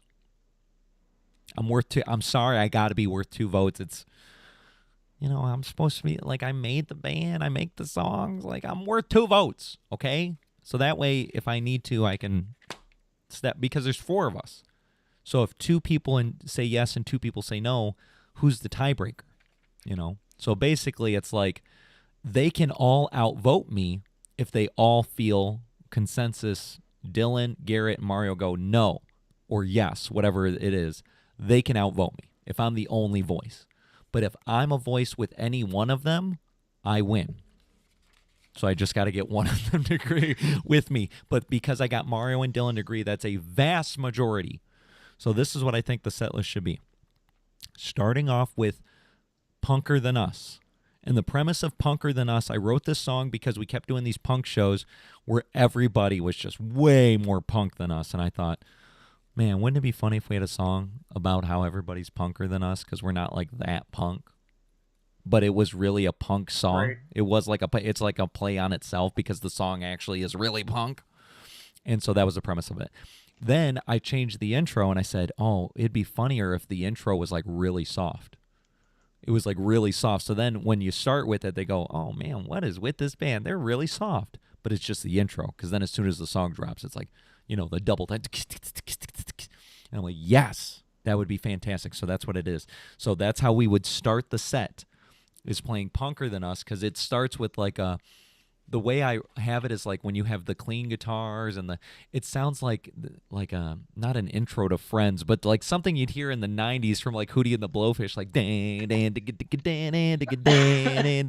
and they're like, these guys are soft as shit. But then that's just the intro. And then it's like, it'd be pretty sick. So Punker Than Us. Then going into People Suck, because I think that song goes pretty hard. I really enjoy it, but I just can't wait till they're all nailing it. I can't wait till they're all nailing it, because every time somebody's messing up on that, I go, no, not yet. Not yet. Because that song is like, to me, it's an intro song. So it's like the first impression is the most important impression. That's why I felt we started weak at the Token, because I'm like, we kept fucking up in the intro song. That's the most important impression, is the first impression. But at least now we'll play it second, so they'll already have a first impression of us. Then going into Reflect, Mario's song, because that's like just keeping that punk rock energy going. Then doing Dirt, because it's a crowd favorite, and it's like pretty middle of the road pop punk stuff. Then I will do Baggage for Garrett, so that way he can be happy about that. Then going into Artificial Taste with Mario, so now I get another breather again. Then going into Deception, because I said, guys, we got to bring back Deception. That song's too heavy to not play at the damn DRI show. It's the one with a big build-up that sounds like the Terminator, and then it has the breakdown. Watch me die. You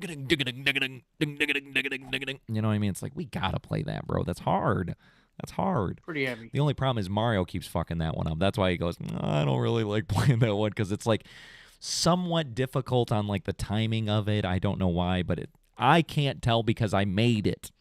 So it's not difficult for me because it just flows out of my blood or whatever, but I can see from somebody else's perspective why he has issues with it. And then ending with Stand, Fight, Live Wrong, because it's like, that's the ultimate, like, bro, especially if we can get a bass drop pedal by then. So then when we get to the Dylan breakdown where it's like, and then everybody joins in, that would be absolutely disgusting. I really hope we can get the bass drop pedal by then, because that would be absolutely like just, I want people to be like flying backwards. Because I remember when I went to that death metal concert, and the first time the opening band hit the bass drop pedal at that right moment, it was like, I was literally, because there was 20 subwoofers, it was like, I felt like I flew back at least a foot. I was like, oh, that was sick. That's when I knew instantly, we got to have a bass drop pedal. We need it.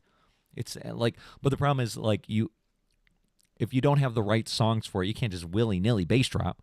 Like, you can't be like, wait, I'm waiting. Right. Like, it just, it wouldn't make any sense. You know, you got to use it at the right moments. And on top of using it at the right moments, you can't overuse it, because then it loses its if you're using it like every time this chorus pops up, you know, every song or whatever, it's like, okay, well, then it's not as special. So you got to really utilize it at the right points.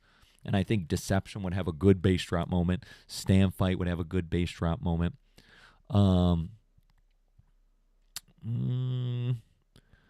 I don't know about the other ones. I think we'd have to save it for the end. Because People Suck, I don't think it has like a bass drop moment. To me, a bass drop moment is like there's a time where you get lower or you get heavier or it gets slower. You know, a bass drop, it's like a Like drop. You know, it's like a waveform. Like yeah, yeah. you're in the valleys Yeah, now. like People Suck has like a part where it's like dun dun dun, and then you go into a solo, but you wouldn't bass drop into a solo. That wouldn't make any sense unless it was like a really slow solo, like a really slow emotional solo maybe. But I don't see that in Reflect either. There's no bass drop in Dirt. There's no bass drop in Baggage. So maybe we would just do it for the end, but that would actually make it funnier. Like the whole set, they didn't hear no bass drop, and then it gets to the last two songs, and it's like the breakdown hits, and it's like,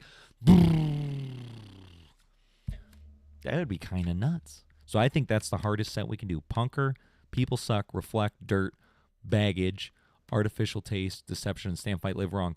I was, before Garrett was like being a baby about Baggage, I was going to put I Just Want to Die. Because I was like, oh, the people would love that. That goes hard. It has the solo. It has the dual guitar harmony. And it's like, for some reason, it's our most popular song, at least in playtime and the actual play counts across all the platforms. And we haven't played that song in almost a year now. So I'm like, guys, we probably should bring that back considering people are actually listening to that. But the problem is the songs that Garrett doesn't like to do, it's like, those are the ones we just do. Because to me, I'm just trying to get a consensus. And if everybody's happy about this or that. So when Garrett doesn't want to do something, it like drains me. It drains me when Garrett's in a bad mood about saying, oh, man, I don't feel like it. So I go, what does Garrett want? Do it for Garrett. Fine. Garrett, that makes you happy? Fine. Don't need to do I Just Want to Die. That's fine. Because I want to please the people. Even the people in my band. There's only certain... That's why, like... I know Cheyenne's been like, oh, or my dad even too, oh, when are you going to bust out Fail to Thrive? When are you going to do Supervillain? He wants to hear Supervillain live, that'd be kind of sick. I say, I agree, but the problem is, I don't think my band's ready for it yet, because I told the guys, I said, when we get to those songs, I have a very specific vision for those songs, and I don't want you guys to deviate from them at all. It's like I want you to play it exactly how I want it. And every other song, I give them leeway. I let them pick however they want. Mario wants to do a little doom, doom, doom, doom, doom, whatever. As long as it fits in the notes and the key and the timing, you can do whatever you want. Garrett wants to... As long as it fits in the timing and all that stuff, fine. I let everybody do their own thing. But those two songs in particular, I'm like... Nah, bro, I want them exactly like when I listen to Fail to Thrive, I go, that's it. That's it. I don't want nothing changed. Every now and then Garrett wants to jam on it because he likes it. They all like the song. But we'll jam on it, and he just plays the drums a little different than I want it to be. And I amuse him. I go, oh, okay, oh, that's cool. But when we actually go to sit down and go, all right, we're going to add Fail to Thrive in the set, I'm going to have to be like, all right, Garrett, I want you to drum this way. And he's going to be like, oh, man, what are you talking about, man? What are you doing? I'm like, because I'm going for a certain vibe, a certain sound, a certain... That early, to be honest. I'm trying to go for a certain thing. And if you do something else, it's not the same. Playing it like, oh, okay, yeah, I want you to play it this way. But he's been practicing it for 2-3 months. Yeah. Well, see, the problem is what I want him to do. I think I have to learn myself, because that song, the demo, for anybody that's heard that, it's AI drummers. It's the AI drummer doing that thing. I wasn't doing that. But I liked the way it sounded. I liked what the AI was doing. So I said, no, that's fine. I eventually wanted to get back and do it myself. But every now and then I sit on the kit and I try to drum to it. Not for the most of the song. Most of the song I can easily do.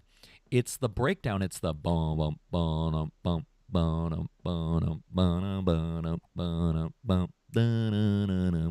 There's a certain funkiness that I need the drums to replicate. So on the AI drummer, he's going, and I'm like, yes, that's it. But when Garrett does it, he doesn't have that same funkiness. The other thing is when the whole band comes in, the AI drummer, he goes to the crash, and he's the element of the crash and the kick. It just makes me want to jump. I want to be jumping. And I can imagine. When I heard that, I was like, oh man, I imagine 10,000 people in the crowd. You know what I mean? That's what I want. Oh hell yeah. That's the feelings I want. That's how I want it to be. And it's just like, I know they're not going to do it. And it's already like I said when I was teaching them, people suck. It was like such a frustrating experience. I'm like, ooh, I just want it a certain way, but okay, we'll keep working on it or whatever. And I just feel like with those two songs, they're going to be pissed at me. They're going to be like, no, what the fuck, Al? But then that's why I was so glad with Mario being so nitty gritty about Artificial Taste. It's a 2-minute song. It's a 2-minute damn song. And Mario, every time, it was like for weeks and weeks and weeks and weeks, every time we'd play it, he'd be like, I don't know. I think something a little, and we were tweaking, mainly just the guitars, because him and Garrett had whatever they wanted. It was already locked in, but it was just the guitars. Kind of a good thing though, because it gives you the opportunity to do the same. That's what I was saying. I was like, ever since Mario did that, it opened the door. It opened the floodgates. So like after he did that the first time, that's when I came up to him, to the band, and I wrote down a bunch of notes, and I was like, all right, now that Mario was like so specific because he said his artistic direction is what he was going for, blah, blah, blah. I have these notes about the songs we were doing. So like, all right, Garrett, when you're playing Mine, I think you need to change, like right before the chorus comes in, change your roll to a tom, boom, boom. And then, like, I gave him all these notes, and it's all thanks to Mario. Because if Mario wasn't like, oh, I'm so nitty-gritty about this specific thing in my artistic direction, I was like, this is Mario's fault, but in a good way, in a great way. Because I was like, you know what? I had artistic direction too, but I was trying to be flexible. But you know what? There's certain things that, like Mario feels, it's like I have a specific vision, and I need you guys to fall in line. Now, Mario never said it like that, but that's essentially what he wants from us for his songs. Is like, I need you guys to just do it how I think in my head. But I told Mario, I said, the problem is you need to somehow get what is in your head out so we have an idea of it versus like every freaking week. It's like, oh, I try something and you'd be like, don't like it. I go, no. Oh, Dylan's doing something weird. Don't like it. Don't like it. It's like, okay, tell us what you want then. And he's like, oh, I'm not sure. We're like, you cannot be sure, but know specifically like that, what you want. Tenacious D song where he's like better, closer, warmer. Yes. Just completely going off of feeling. Yeah. But that's why I told Mario, I was like, go home, pick up the guitar, because he has a guitar too, a couple of guitars, even though he's a bassist. I said, play what you think on the guitar it should be, and record that, and then bring it to us so we can be like, oh, okay, now I see what you're going for. He's like, okay. But then he went home and he's like, I couldn't replicate what I thought in my brain on the guitar. And I was like, then how are we supposed to replicate what you thought? You couldn't do it, and now you want us to do it? But see, that's why I love coming up with the demos, because then it's like I have a very clear, like, here's my brain. Here's what it sounds like. Here's the demo. Like, I'm not coming up with some, oh, guys, I was thinking this guitar could be like a gun, and like everything's up to interpretation. I'm like, oh, here's a demo I made where I played the drums and the bass and the guitar and the lead and the singing, and I already have the vocals and the words done and everything. Can you guys just learn this? Can you just learn that? That'd be easy. That's why I'm really looking forward to getting through all these newer songs, because I have hardcore demos of them all that have tempos, time signature, like everything is like, oh, this is concrete. Because we would get into all these arguments about what's the tempo of Baggage? Oh, well, I think it's 180. I think it's 175. I think it's 190, whatever. And it's like, I didn't have a hardcore demo of it. And then ever since like 2023, I was like, I'm recording something for everything officially. So that way there's no more arguments of this or that. Because I was a little upset about this last EP because they kept fighting with me about the damn tempos, and I kept telling them, I think these are too fast. I think the tempos, because then I'd play them what I thought the tempo should be for Reflect, for Stand, Fight, Live Wrong, for Waiting, and they're like, oh, it's too slow. I'm like, that's what I want. Well, not for Reflect. That was Mario's thing. But I was like, this is the tempo when I had an original little recording of it. This is what I expected. This is what I wanted. They go, oh, is this too slow? I'm like, guys, I think you're too used to going on stage and having that stage energy and playing everything faster. You know what I mean? Like when you watch a 86 Metallica show and they're playing Battery at like 130%, and it's like way faster than and you're like, whoa, that's awesome. But when you're listening to Battery on the recording, you kind of expect it to kind of be locked in a little more reserved. You don't get you want the faster version, you listen to the live show. You listen to the more intense version, that's the live show. But for the studio version, you kind of reel it in. And I said, that's what. So I felt like Waiting was just a little too fast. I told Mario, I think Reflect was but we recorded it first at like 200 beats per minute. And I thoroughly enjoyed it. I said, oh, slap-a-rooney. And Mario came back, and Garrett and Mario together, they were like, it's too slow, bro. It's too slow, Mario. And I was like, Mario, it sounds perfect, bro. What are you talking about? He's like, it needs to be at like 220. And I was like, I don't think so, Mario. I don't know. And so we re-recorded the whole thing at 220. And then as soon as Mario heard it, he's like, yeah, that's it, 220. I was like, Mario, it's too fast, bro. I disagree. I think that song works better in a groovier. It was a groovier. I wish I would have kept it. I hope I have a recording somewhere of the 200 beats per minute Reflect, because it was just groovier. It was something you bobbed your head like, I'm not perfect. You're not perfect. Neither are perfect. We all got our downfalls. And I was like, yeah. But now it's like, I'm not perfect. You're not perfect. Neither are perfect. We all have our downfalls. I'm not. And I'm like, it just feels like we're rushing it. It feels like we're not enjoying it as much as we could be at 200. But it's his song, so I said, you know what? You do what you do. You do what you do. So going forward, now I don't have to worry about that. I don't have to, oh, well, he thinks it's... No. I recorded issues at 180 beats per minute. It's 180 beats per minute. I don't want to hear shit about it. I don't want, oh, this too fast. No. Here's the original demo. It's 180. That's what we're recording it at. When we go to record People Suck, it's 120 beats per minute. Double time. That's how it is. All these songs, I'm like, this is how it is now. I have it. I seen it. Hopefully that'll make things easier going further into the future versus all the ambiguous crap that we had to like battle of back and forth for. Because I think I've been traumatized since Baggage. When we did record that too slow. We did. But it was our first thing in the studio, and we had no idea what we were doing and all this stuff. And then ever since then, it's like, oh, man, fucking Baggage too slow, Baggage too slow. And I'm like, I get it. It's too slow. I get it. I'm sorry.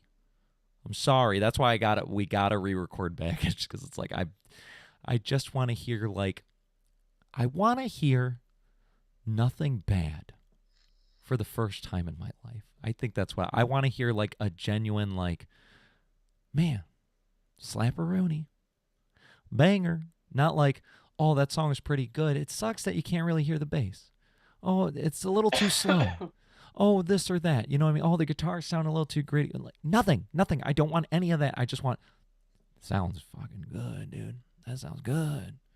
Fantastic. And not some bullshit like just somebody saying it sounds good to say it sounds good, but they don't think it sounds good. You know what I'm talking about, Jason. A genuine, that fantastic song. Wow, that song's banging. Slap-a-roon. You know what I mean? Genuine. Not making this up. That's what I want. Right.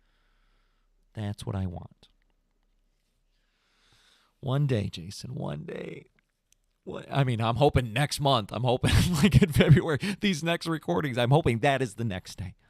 I'm really hoping. But I told Garrett, I'm like, because you heard him, he's like, I can't wait to record on a fucking real kit, bro. I hate playing.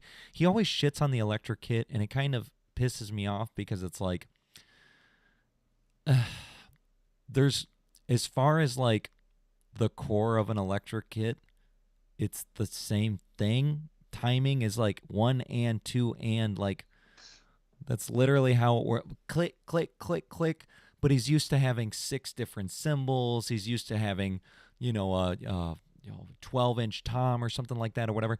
And so all the pads are smaller. But like, you're supposed to hit the center, right?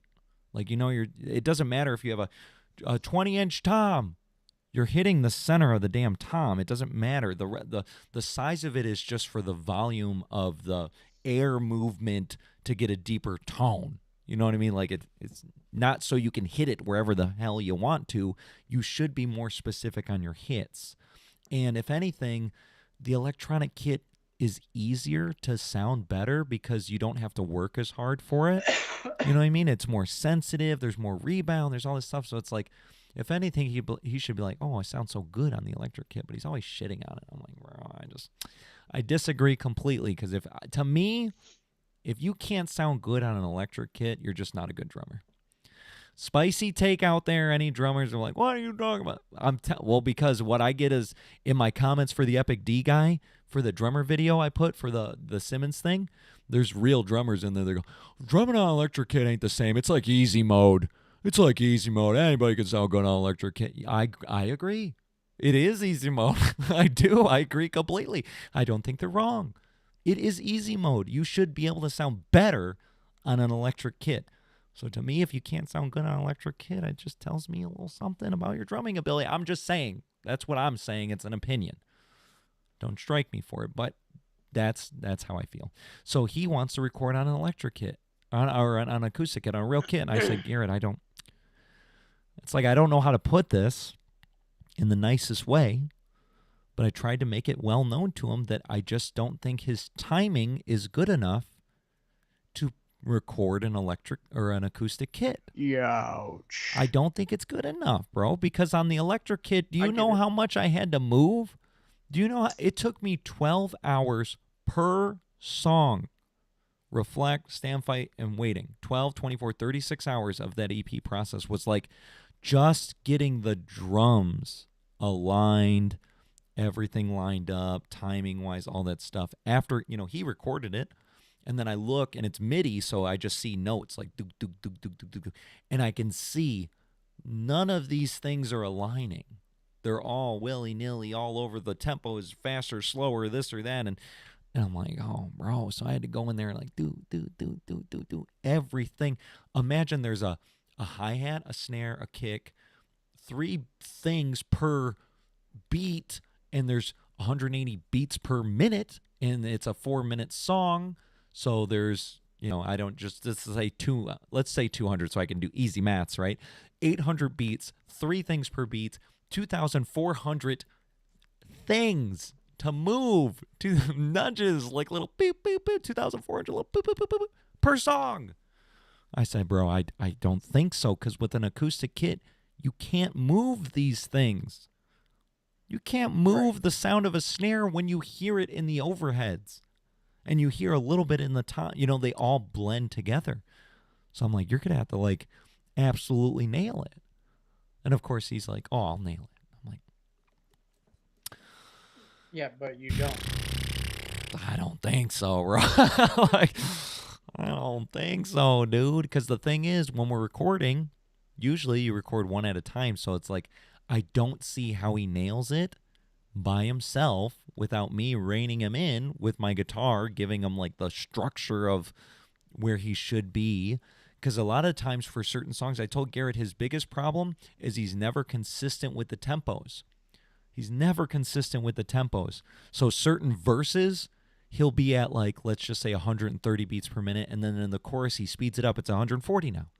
Or maybe it's not as egregious, but I can tell I'm like he's faster or slower for certain parts. Like Issues, I always notice this lately, where the verses, because he's having to go fast, he slows down a little bit so he can keep up with himself, right? He's like, but then he gets to the chorus, and the chorus is halftime. So then he goes, and now I can tell it is a faster tempo than what you were doing for the verse. And I tried explaining to him, every song is one tempo, unless it's Dream Theater and they're trying to do some do. Every song, listen to any song you hear on the radio, any song and just click along to it or whatever it is, and you'll notice, even if it's halftime or double time or whatever, you can tap to the song from beginning to end, verse, chorus, breakdown, whatever it is. It's one tempo. It may be played It could be different time signatures. And like I said, it could be like half time for the breakdown where it's slower. But if you still clicked it out, it's the same tempo. I said every song is like that. Songs shouldn't be willy-nilly, oh, verses are faster and this and that. And I said that's why we need a click to rein us in. A lot of bands, they play with a click. Live, on stage, they'll have a earpiece where it just goes. And I don't really want to play to a click. I think that's too much for a live show. I think it's like live, you just kind of do the damn thing. I get that. But when you're in the studio, yes, you should be playing to a damn click. Studio should be perfection. There shouldn't be any issues, pun intended, with a studio track. It should be perfection. Obviously, I would like perfection on stage, but there's only so much you can do with live things. But in the studio, that's how it should be. And I don't know how that's going to go. But I can tell you, Jason, I am very glad someone else will be doing the recording because I won't have to worry about it. I'm hoping he goes, oh, that one's off. Yeah, let's redo that one. You were actually off there. Yeah, you were off again. Let's go ahead and redo that. You know what I mean? Versus me. Well, when I had to do it for reflect, like I had him re-record. I had him do each song 4 or 5 times. And then I was like, at the end, I was like, all right, I'll be able to take the best pieces of each one of these things and line them up because it's MIDI. But with a real recording, you can't take the best pieces of this or that. Every time you record something, there's a slightly different sound to it. You know, it's just difference in the air, the difference of the way things hit. Just everything's a little different. So you really got to nail it in a take. You can re-record a certain part if there's a clear ending and beginning, but for the most part, you just got to nail the damn thing. Guitars are different. Guitars you can do in takes because it's like, it's so gritty that you really can't tell if it's one recording or another. They're very consistent. But drums, you can tell. It's very obvious. Vocals is very obvious. Like vocals, if you do one take and you do half of one take and half of another, just a slight variation of where you are in front of the microphone is going to change your tone. It's going to change your inflections and stuff. Those are things you just can't screw up. So I'm curious, but I'm very excited to do this studio with this new guy because I've heard the stuff he's put out. This John Markham Barty. He's put out a lot of stuff for his band, the Idiot Kids. He's put out a bunch of stuff for Absentees. And everything I heard, I go, that sounds like something I could be proud of. And I've never, Jason, as you know, I've never been proud of anything I've put out at this point. I feel like everything I shit out, I go, no, no, no, no. So I cannot wait to be proud of something, bro. Wouldn't that be fantastic? Proud, bro. I can't wait till you guys got to hear this. You have to. Every show I'm going to be like, this is brought to you by our latest release. And then I'll be blasting it everywhere you can possibly see it. I've never experienced that once. Yeah. I cannot wait. And if it's not something I'm proud of, well, I'll just carry on. What else am I going to do? Like I said, I'm a beaten dog. I just keep getting beat.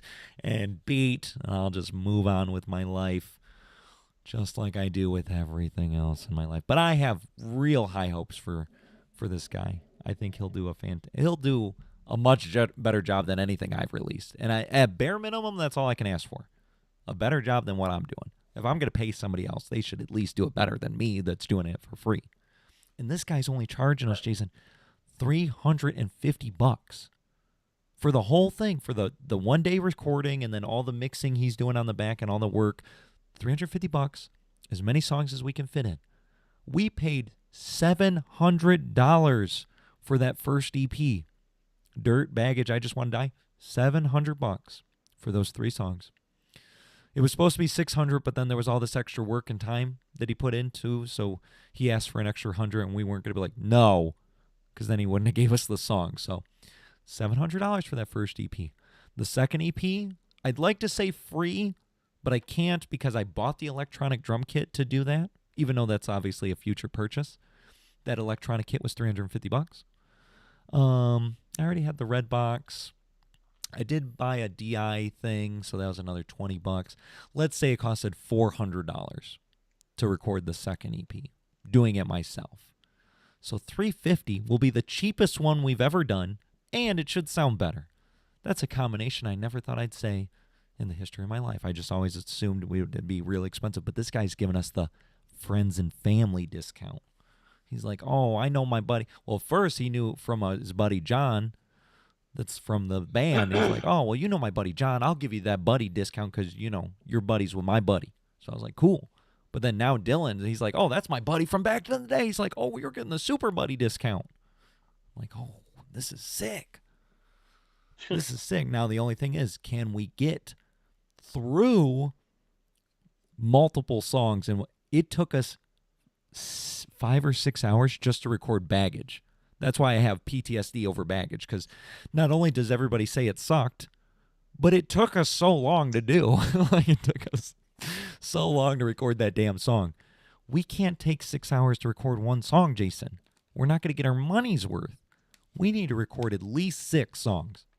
But I'm hoping for 8, because if we can record 8, we can call that a full album.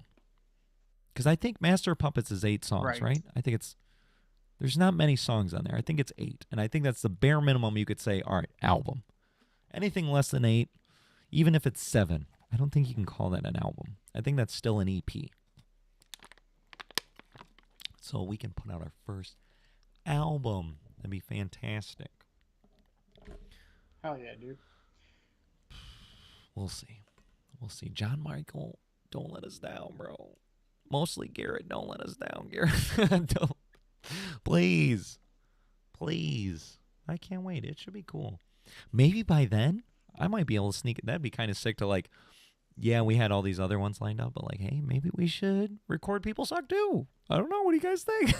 That'd be kind of sweet, because that's very new, but we're putting in Artificial Taste. That one's real new.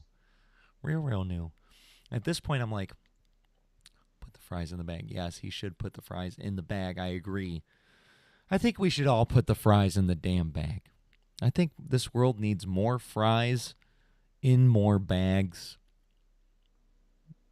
for everybody. For everybody. I think we'd be happier if we all put our own fries in the bag more often. To the fries in the bag. No, Jason, I want to give you an update on something, because I'm going to do it tomorrow in the morning. And then obviously Cheyenne, because she's here as well. But after all these applications, putting out, I finally have an interview for tomorrow. And I'm like, oh, they reached out and they're like, ooh, we want you to interview for this video thing, blah, blah. I was like, oh, sweet. Jason, guess what this company is. Well, it's not as, well, I don't want you to guess something really good. And then it's like, oh, no, it's not like that. I won't have you guess, so that way you don't guess something awesome like Apple or whatever. And I'm like, no, it's not Apple, bro. It's not that cool. But it's just so random. But I saw this posting. I saw the job description. I said, oh, hell yeah. That sounds fantastic. MGM Grand. Oh, hell yeah. I said, dude. What? They're looking for a learning and development specialist guy. And I was like, they basically facilitate classes and leadership stuff and all that stuff. I was like, there we go, baby. Let's go. The casino, the MGM Grand Casino in downtown Detroit. Yeah, like, it'll be the first time you actually get to do your job position. Like, specifically. They're like, no, you got to install low voltage data center. No. You got to go to Florida and put in this door knob? No, that's what I'm saying. I'm like, oh, that's what you just want me to teach classes? Yes. So I'm nervous, but I'm excited because it's been a while since the last set of interviews I had was, I think there was something after Dollar Tree. I can't remember. I did one interview with one company. They didn't call me back afterwards. They were like, oh, I think it was DFCU. Now, I wanted too much money. Oh, well, sorry. But Dollar Tree, I went through 4 rounds of interviews with the Dollar Tree. 4 rounds, bro. That. I was like, if I could just get through this next round, they got me. But this is the thing, Jason. I forgot to tell you the follow up of this. Dollar Tree in the last couple months here, they ended up closing like 1,000 stores, and then they laid off a certain percentage of people, whatever. So it was probably good I didn't get hired in. That would have been so funny if I got hired in, and then they turned around a few months later and go, "Oh yeah, we gotta let this one go." Sorry about that. I'd be like, "Damn, I left my other job for this." No. So I think I was spared from the Dollar Tree, which is pretty cool because I do enjoy seeing Dollar Tree, but I guess that was the reason for that not working out is because they're going downhill, which I didn't see. I only saw them being a bigger. I mean, I feel like more people are looking for economic choices, looking for those budget options. I only see growth out of I don't know how they're screwing this up. The idea is in fair play, but by now the execution is worn out because the truth is they're not, like, a lot of the shit that's in those stores is not actually value branded. It's like the same brand, less of it, and it costs the same. So it's Well, it's like if you want more of it, it would actually now be more effective to buy the full version of it, right? For example, yeah. I go there and I get stuff that I know I just want some of it, but I don't need the full. It's just me, so it's like, what do I need? The big old bottle of that thing. I just need a little bit of that thing. So like A1 steak sauce. Well, the A1 steak sauce bottle, the normal bottle you get at Walmart or whatever, it's like $6 or $7. I'm like, well, bro, I don't want to spend $6, but I do love me some A1. So then I go to Dollar Tree. They got a $1.25 bottle, but yeah, it's a little slim, little bottle thing there, and I'm like, okay, it's good for about 2 meals, I'd say. But usually I usually only get like when I get steak, it's like just enough to have 2 meals for, because like steak's expensive. So I usually get like a big slab, cut it in half, cook one for one night, one for another night. So I only need a $1.25 bottle every 2 weeks anyway. Things like that. Or soap, like hair soap. What do I need a fancy bottle for? Give me $1.25. Toilet paper, Jason, I get and they actually got good toilet paper. It's like a Scott Quality Plus or whatever. It's not the shit I got at work is way worse. I used to love Scott. Way worse. You know, that single ply, like, ooh, like, what is this? No, this is good stuff. This is good stuff. For $1, you get 4 rolls. Sweet. So I get all the like things where I really just don't care that much. Like Q-tips. Go to Dollar Tree. Get the Q-tips. Things like that. Anything else I get from Walmart. You're right. I load up on the Walmart. But I did look into, there are a couple things for Walmart that I thought would be really cool because I was like, oh, then I can work at Walmart too. Get the show going. And I almost applied for one, but once again, it just didn't feel right for me to make a jump to make the same amount. You know, I just feel like it's such a dick move. And I understand that I probably shouldn't consider whether or not something's a dick move. You know, it's like, who at the end, you know, fast forward a year from then, it's like, whatever.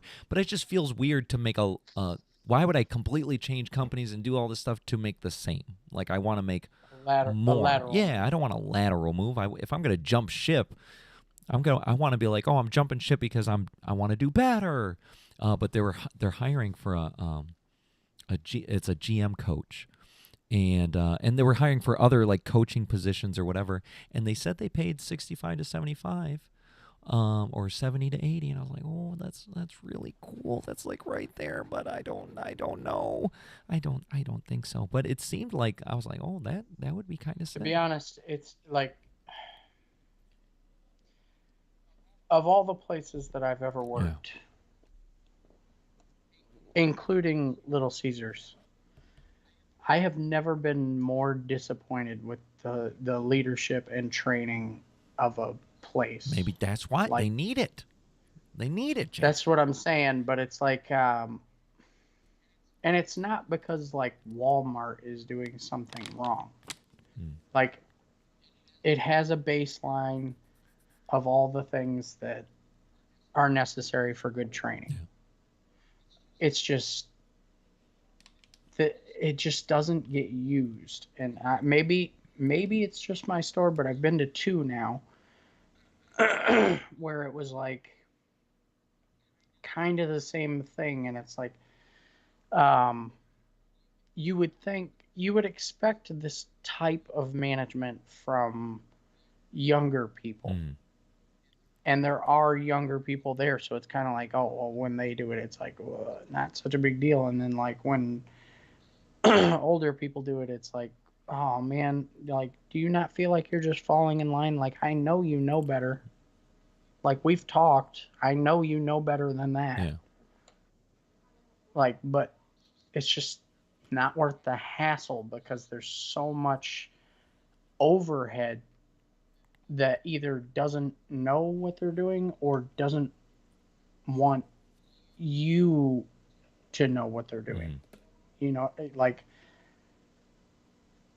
I'm not sitting here saying like, oh man, it's all fraud and it's all corrupt. Like, it's not like that. It's just like there was an instance, I'm not using any names or anything, where I literally said like, oh, did you tell so and so that at such and such a time they would no longer be responsible for the task that they are on and that they will instead be doing something else? And they were like, yeah, we did. I'm like, okay, well, you should probably check on him because he's struggling. And what's going to happen, not not like the kind of struggle like they just ask too much of Yeah. him. It's something he would normally do on any other day, but now today, because they knew that nobody, you know, it was good, eventually somebody was coming, and that person would then be tasked with it, and he didn't care at all that the other person was going to have to work like 4 times as hard to catch up. Like, I saw the problem, anticipated it, added up everything that was on this man's plate and whether or not he would be able to do this, and found that yes, he could easily do this. This is a day that is not very busy. But then the question is, will he? Mm. And I immediately said to myself, probably not. So I'm going to let my leaders know where this problem is about to happen. Yeah. And then they were like, oh, okay, basically, like something similar had happened earlier in the day. And they were like, why don't, you know, you just tell them? Because, like, you're a lot like a Jerry Jr., you know what I mean? Like, and Jerry is just like a, he's a good guy. You know what I mean? Like, he does, it may not be like the most proper, what do you call it? Um, I'm not going to say coachings, but that's the idea, is Yeah. like leadership. Like, it's not necessarily like the most proper thing, but he'll say something to the person if they're intentionally like, you know, dragging ass or whatever. Like, whereas otherwise nobody gets anything said. So it's it's just like, man, I let you know ahead of time. Like, I spiked the ball or whatever. Like, I got it ready for you Yeah. to just knock it Teed it out of the up. park. And Tee that up.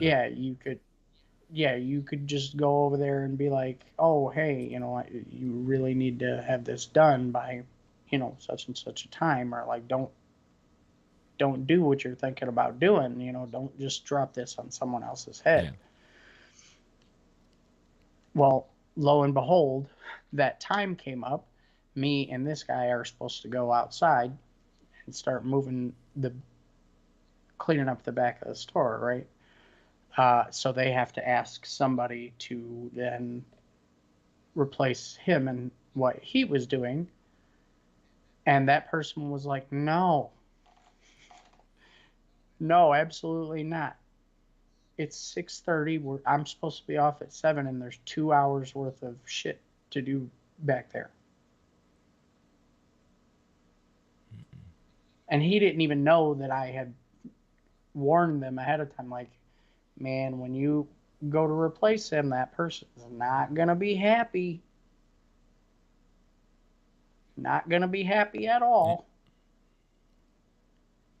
And he like spazzed out. Like he almost got in serious trouble. But I told everybody who was, responsible for making that decision, like, no, including the person who I had originally gave the heads up to. I'm like, no, I would side with you, like, you're the leader, like, it's whatever. I got to follow what you say. But, like, at the same time, I told you that was going to happen. Right.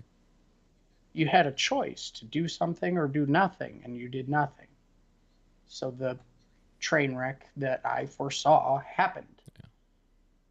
There was no, like, what are you doing? Like, all this surprise gestures, like, oh my God, can you believe he did that? Like, why? You knew it was going to happen. Like, I literally said it. So then they tried doing that same thing to me the other day, and I was like, I asked the leader first, and I was like, I need you to say something to him. You know what I mean? Like, if you're planning on dropping that on my head right at the last minute, 7 o'clock, I'm supposed to be out at 8, that you're doing that to me, I'm going to freak out. Right. Like, I'm going to be real upset. And they were like, well, then you can choose. You can either do that or this. I'm like, or we could just let him know that he doesn't get to just save all that crap up and drop it on somebody's head. Right. And then aces in their places happens, like, he is good at this. It's not like, oh man, he just sucks. It's just every time I see him aware of, oh, well, and he's smart too. So it's like, he knows, like, the guy on Scrubber is going to get done. He's going to go outside with me. And then that only leaves these 1 or 2 people to do what I'm doing. So it's just not me. It's easy to figure out. And on those days where he knows he's going to get replaced back there, he don't do nothing. Like, you'll start 10 pallets of shit that needs to be handled, and there's still 7. Like 2.5 hours later, it's like, no, man, it takes like 10 minutes to do a pallet. Like, because they're tired get of it out that of boy. here. Hey, man, get up there. No, I didn't, because when I got the response earlier before, like, oh, why don't you just do it? And I made my stance clear on it. Like, I will. There's 2 things about that, though. Like, one, he's not going to take it well because of my position. And 2, that's not my position. Yeah. Like, that is your job. Like, you get paid more to do that job that I don't get paid. Mm-mm. So, like, I'm not trying to be, like, resistant or whatever. I'll straighten his ass out. But the thing is, like, I need you to understand that eventually, like, I want to be getting paid more to do that shit. I'm not trying to sign up to be, like, the shadow manager. Like, I'm not. Yeah. That's awful for me. They're basically like, okay. They're like, that's fine. And I know that's a lie. Like, I'm fortunately more important people than them have asked me to try and take a leadership position. So it's like, yeah, whatever. I mean, I'm just trying to help at this point. They're like, why? You're basically saying somebody's got to put the fries in the bag. Yeah. And it did end up being. They're like, they ain't my like fries that. And it ain't my bag.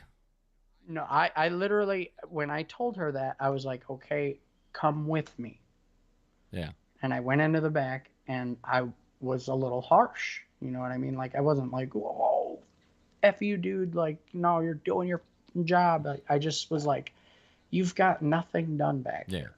Like, we got back from lunch at 4. At 5, you were making a bail. And I know that that bailer needed a bail when we left at 3. So that would have been the first thing you started when you came back, and it took an hour. Yeah. It's been an additional hour since that time, and you're surrounded by pallets. Mm-mm. He's like, bro, I had to take a break. I had to sit down. I was tired. Was that one dude? I was like, but I was tired. I was tired. I mean, at this point, like, I wasn't even trying to dig into the dude. I'm just trying to say, like, these are my observations. Like, you cannot, there's no rebuttal. Yeah. These are solid, like, Yeah. I know it, you know it, the time clock shows it. You know, like, if we want to roll these cameras back, we can, but that's what happened. You know what I mean? So he, he goes, I'm sorry. And I was like, I don't want you to be sorry. I want this cardboard done Boom. before it's time to leave. Like, I've seen you do it. I know you could do it. Like, I want you to do it. And he just straight up, like, I walked away from the situation at that point with my, a leader available to witness what I had done and why I did it, Yeah. and also how to do it. And sure as shit, when I went out to clean up the back, I came back, and at 8 o'clock, we were all ready to go. Boom. So the boy kicked it into gear. Yeah, he did. And that too, when I got back inside and saw that he had done the task, I was like, thank you, man. Like, it looks so good. Nice. So he's like, bro, all right. All you had to do was ask. All right, I'm going to start kicking up. I'm kicking up now. So now he's going to be an employee of the month next month. He's gonna be like, oh, As you want long me to as work a as little long as faster? but I'm just saying that, like, don't prove it to me, like, prove it to you. Yeah. Like, this is your But life. he's doing it for you Everybody, now, though. He's like, oh, yeah, Jason? well, Okay, well, how about these pallets? How about these boxes? How am I breaking these down now? What do you think about that, mister?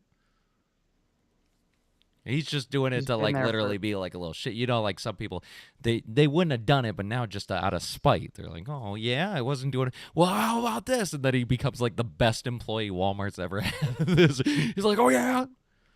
To be honest, he is good. Like, he's good. I've seen him when it's like, oh, this is my task for the rest of the night. Yeah. He doesn't do that. It's only when he knows, like, there's a cutoff point where somebody's gonna have to take over. He does not mind dropping that shit on their head. Yeah. Yeah, and I'm like, no. Mm-mm. Like, it's just like we used to say all the time. Man, you must love being here. You must love being at work because you are doing everything in your power to make sure that you end up stuck here till 3 a.m. Mm-mm. Like, no. Stop. Do the work. It's fine.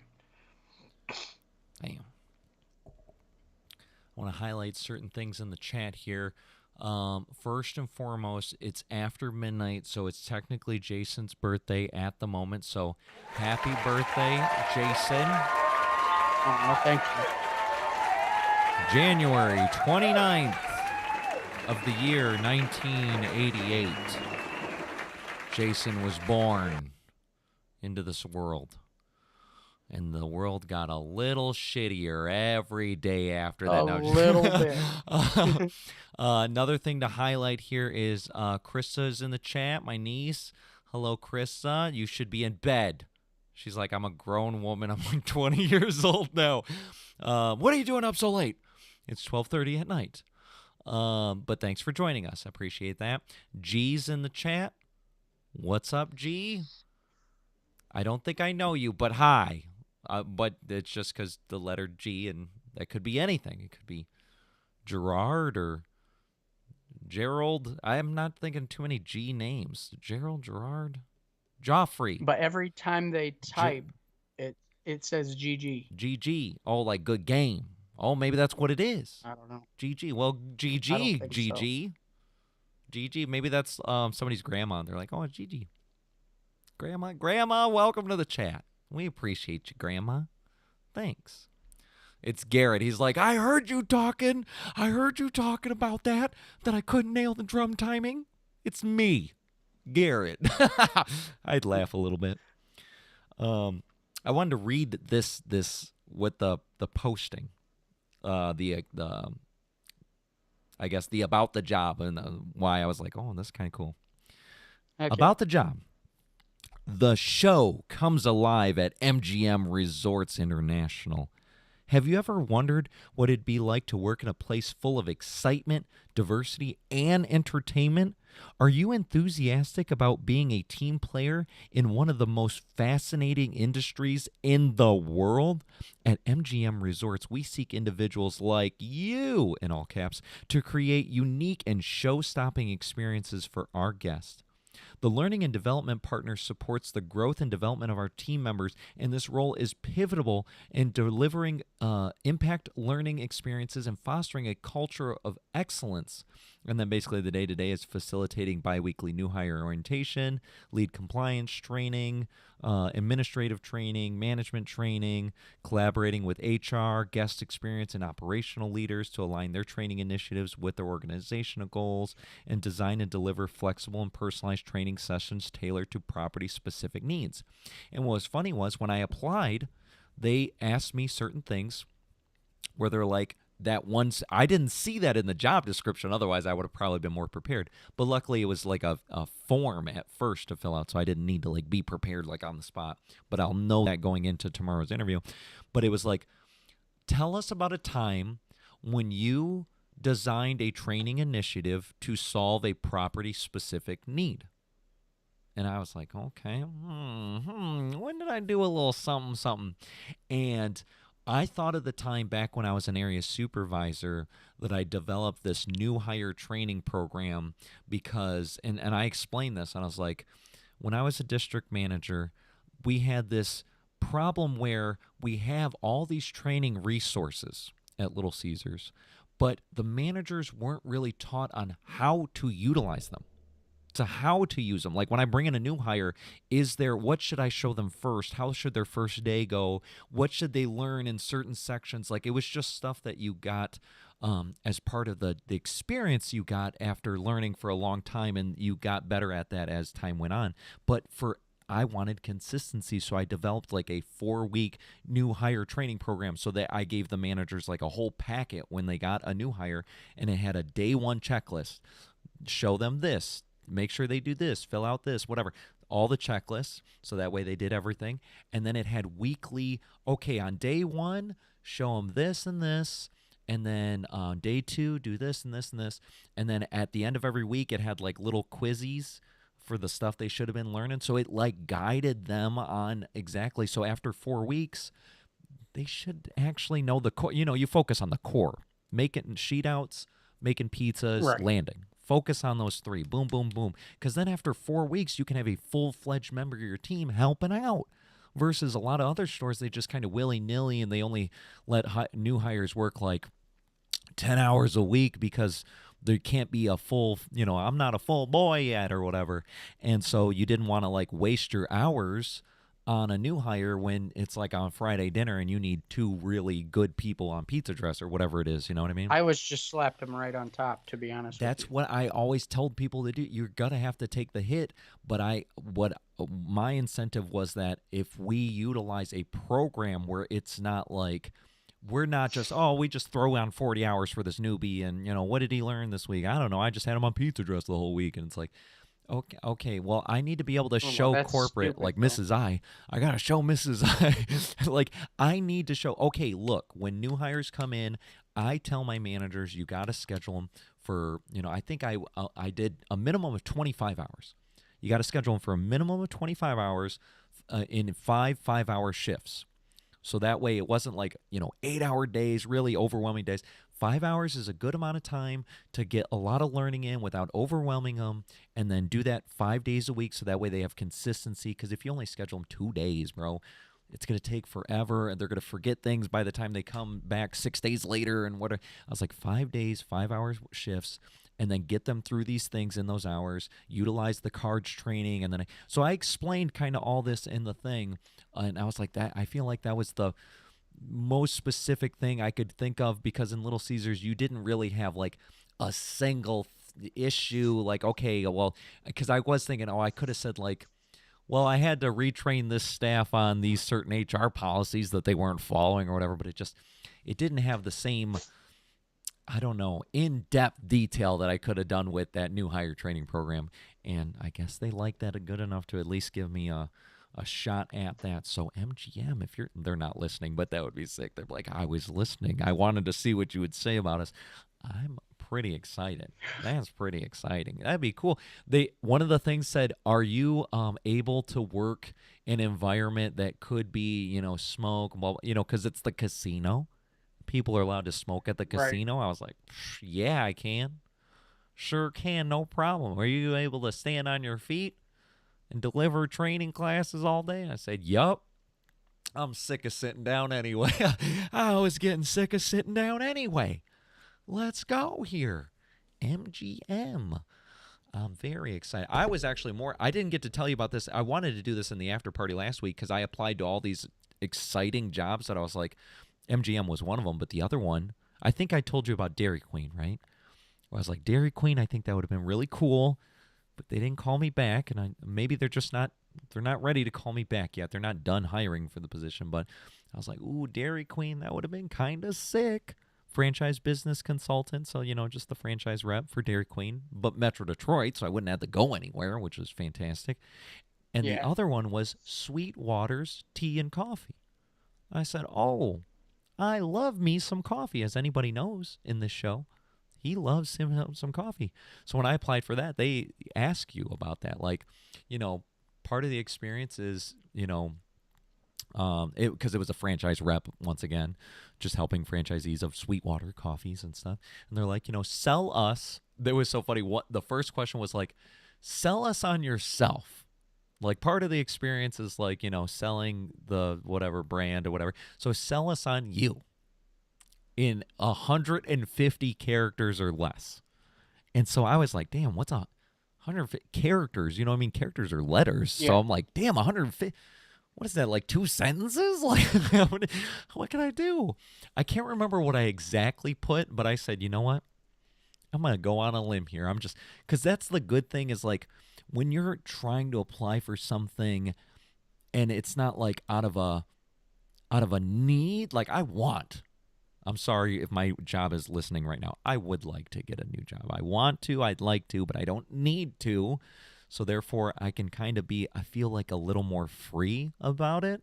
So then when they're sell me on yourself, I think I said something about, I'm a training rock star. I could take your team. I can't remember exactly what I said, but it was something really cool where I was just like, you know what? Fine. Yeah. I'm a training rock star about this. And I was like, okay, I felt pretty good about that. And then it was another one. It was like, tell us why you would like to work for this company or something like that. And I was like, let me tell you, I love coffee. It's my favorite drink. And Sweetwater's always delivers the best tasting and the highest quality coffee that I can find at a reasonable price. I've been to Sweetwater's once in my entire life, to be honest, but it's like, I'm like, let me tell Dang. you how good Sweetwater's is, okay? Because if I'm gonna work for a company, that's the type of I want to be all in. I want to be complete. Like, this place is freaking amazing. This is fantastic. Yeah. Like, as much as I shit on Little Caesars, all those years I worked at Little Caesars, I didn't shit on them. I didn't let people shit on. My dad was like, man, I'd always say how Hungry Howie's is better, and you'd always be like, nah, bro, it's Little Caesars. And I was like, because I had Yeah. to. I Yeah. had to. I worked there. There's a certain obligation. It's called It's not loyalty, an. It's man. not in the. Yeah, it's not in the job description, but it is something To be expected. Gotta. So now I'm out. I'm like, yeah, Hungry Howie's is way better. Way, way better. My kids just made me get Hungry Howie's the other day, and I told them, after we spent this month, let me tell you about this, Jason. This is, I wish, oh, I don't have it with me. I put them away because I was like, this is, remember how I showed you that one video, or everybody, I showed you all this one on the last video, where those people were fighting over those EV cards, those prismatic evolution booster packs, and people were like fist fighting. They're like, "Oh, bro, you better get out of here!" There was crazier videos that I couldn't bring onto the show, but people were literally fist fighting over these prismatic evolution cards.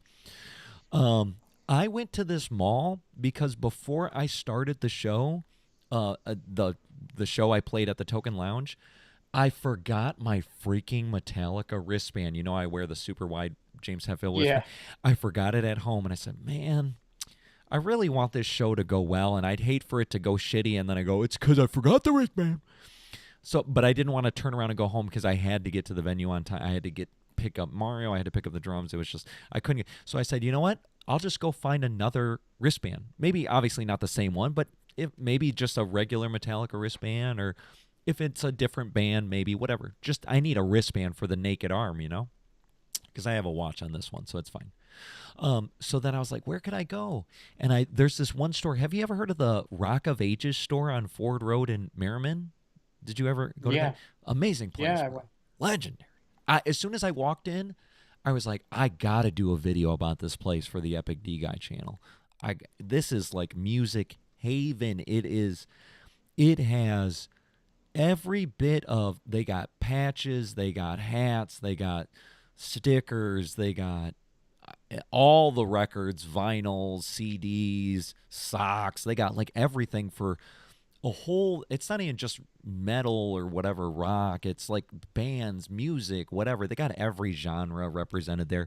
It's the coolest place if you're a music person in the world. It's fantastic. But the problem was they didn't, well, A, they didn't have any Metallica wristbands. B, they didn't have any like wrist, they're actually called sweat bands. You know, that material, it's like the stretchy, sweaty material, right? To absorb sweat. They didn't have any. But they did have these leather ones that said, one said Iron Maiden, which I would have got, but my strap is already an Iron Maiden strap. So I didn't want them to be like, oh, we got the Iron Maiden strap, we got the Iron Maiden wristband. Was this guy an Iron Maiden head or something? I don't know. I thought it was going to be too much. Then the other one was a Slayer one, which I would have been fine getting a Slayer one because I do like Slayer, but it just happened to be the Slayer's album Repentless, where it's like they put Jesus like melting or something like that. You know, they're trying to be as brutal as humanly possible. So it's like the most messed up image thing. And I was like, okay, I don't want that one. Like, if it just said Slayer, I'd be like, oh, cool. All right, I'll get Slayer. But no, of course it had to be the Jesus one. And I'm like, okay, no, I'm not going to do that one. So I was like, okay, well, I can't get these here. So then I left Rock of Ages and I said, what else would I have then? I was like, oh, maybe Hot Topic. So I searched for the local Hot Topic. The nearest one was Westland Mall. You remember the old Westland Mall? Warren and Wayne Road. I'm pretty sure the crossroads there. But I went to Wayne Road, Westland Mall. As soon as I walked in, I was like, is this place open?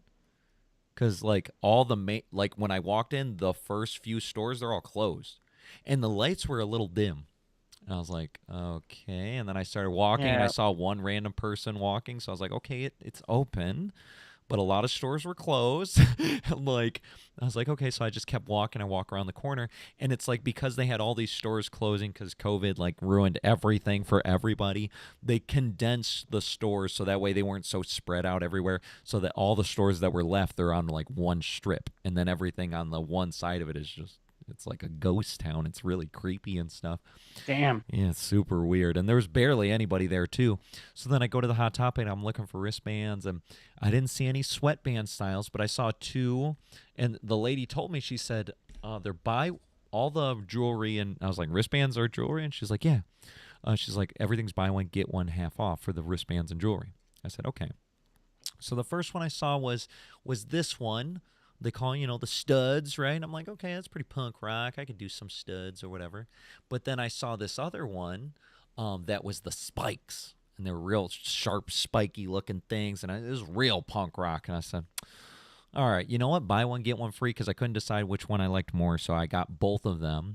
But then when I got to the counter, she was like, well, if you spend an extra $8 or something like that, you get a $15 Hot Topic cash credit you can use immediately because of your points or whatever.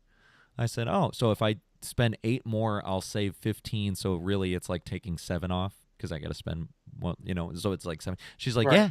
I was like, oh, that's actually a sick deal. I said, all right, let me see. And they had this, they had these Pokemon cards that were like from 2 sets ago or whatever, some boosters. So I said, oh, okay, I'll just take 2 of these packs. And she was like, oh, okay. She's like, oh, did you hear? Well, Did the packs are buy two get one free. Oh, that would have been crazy. Just keep buying packs. And I was like, oh no. But she's like, oh yeah. Did you hear about those Eevee ones? And blah blah. I was like, oh yeah, that would have been kind of sick. And she's like, oh, we got them right back there. I was like, you got the Prismatic Evolution? She's like, oh yeah, they're right over there. I was like, you got the packs, the Prismatic Evolution packs? She's like, no, we don't have the packs. We got the boxes. I said, the Elite Trainer boxes? And she was like, yeah, like those are the ones they're fist fighting over. I mean, you might be able to find a booster here and there, but not really. Even those are gone. But the Elite Trainer boxes, those are definitely like fist fighting worthy. And so I was like, well, you do? She's like, yeah, just come on over. And so she took me to the back because I didn't go to the back, like not the back of the warehouse, just like the back of the store is where they keep more stuff. The Bed Bath and Way The Beyond. way back. No, she just took me to like the offside corner of the store because I didn't get that far into the store.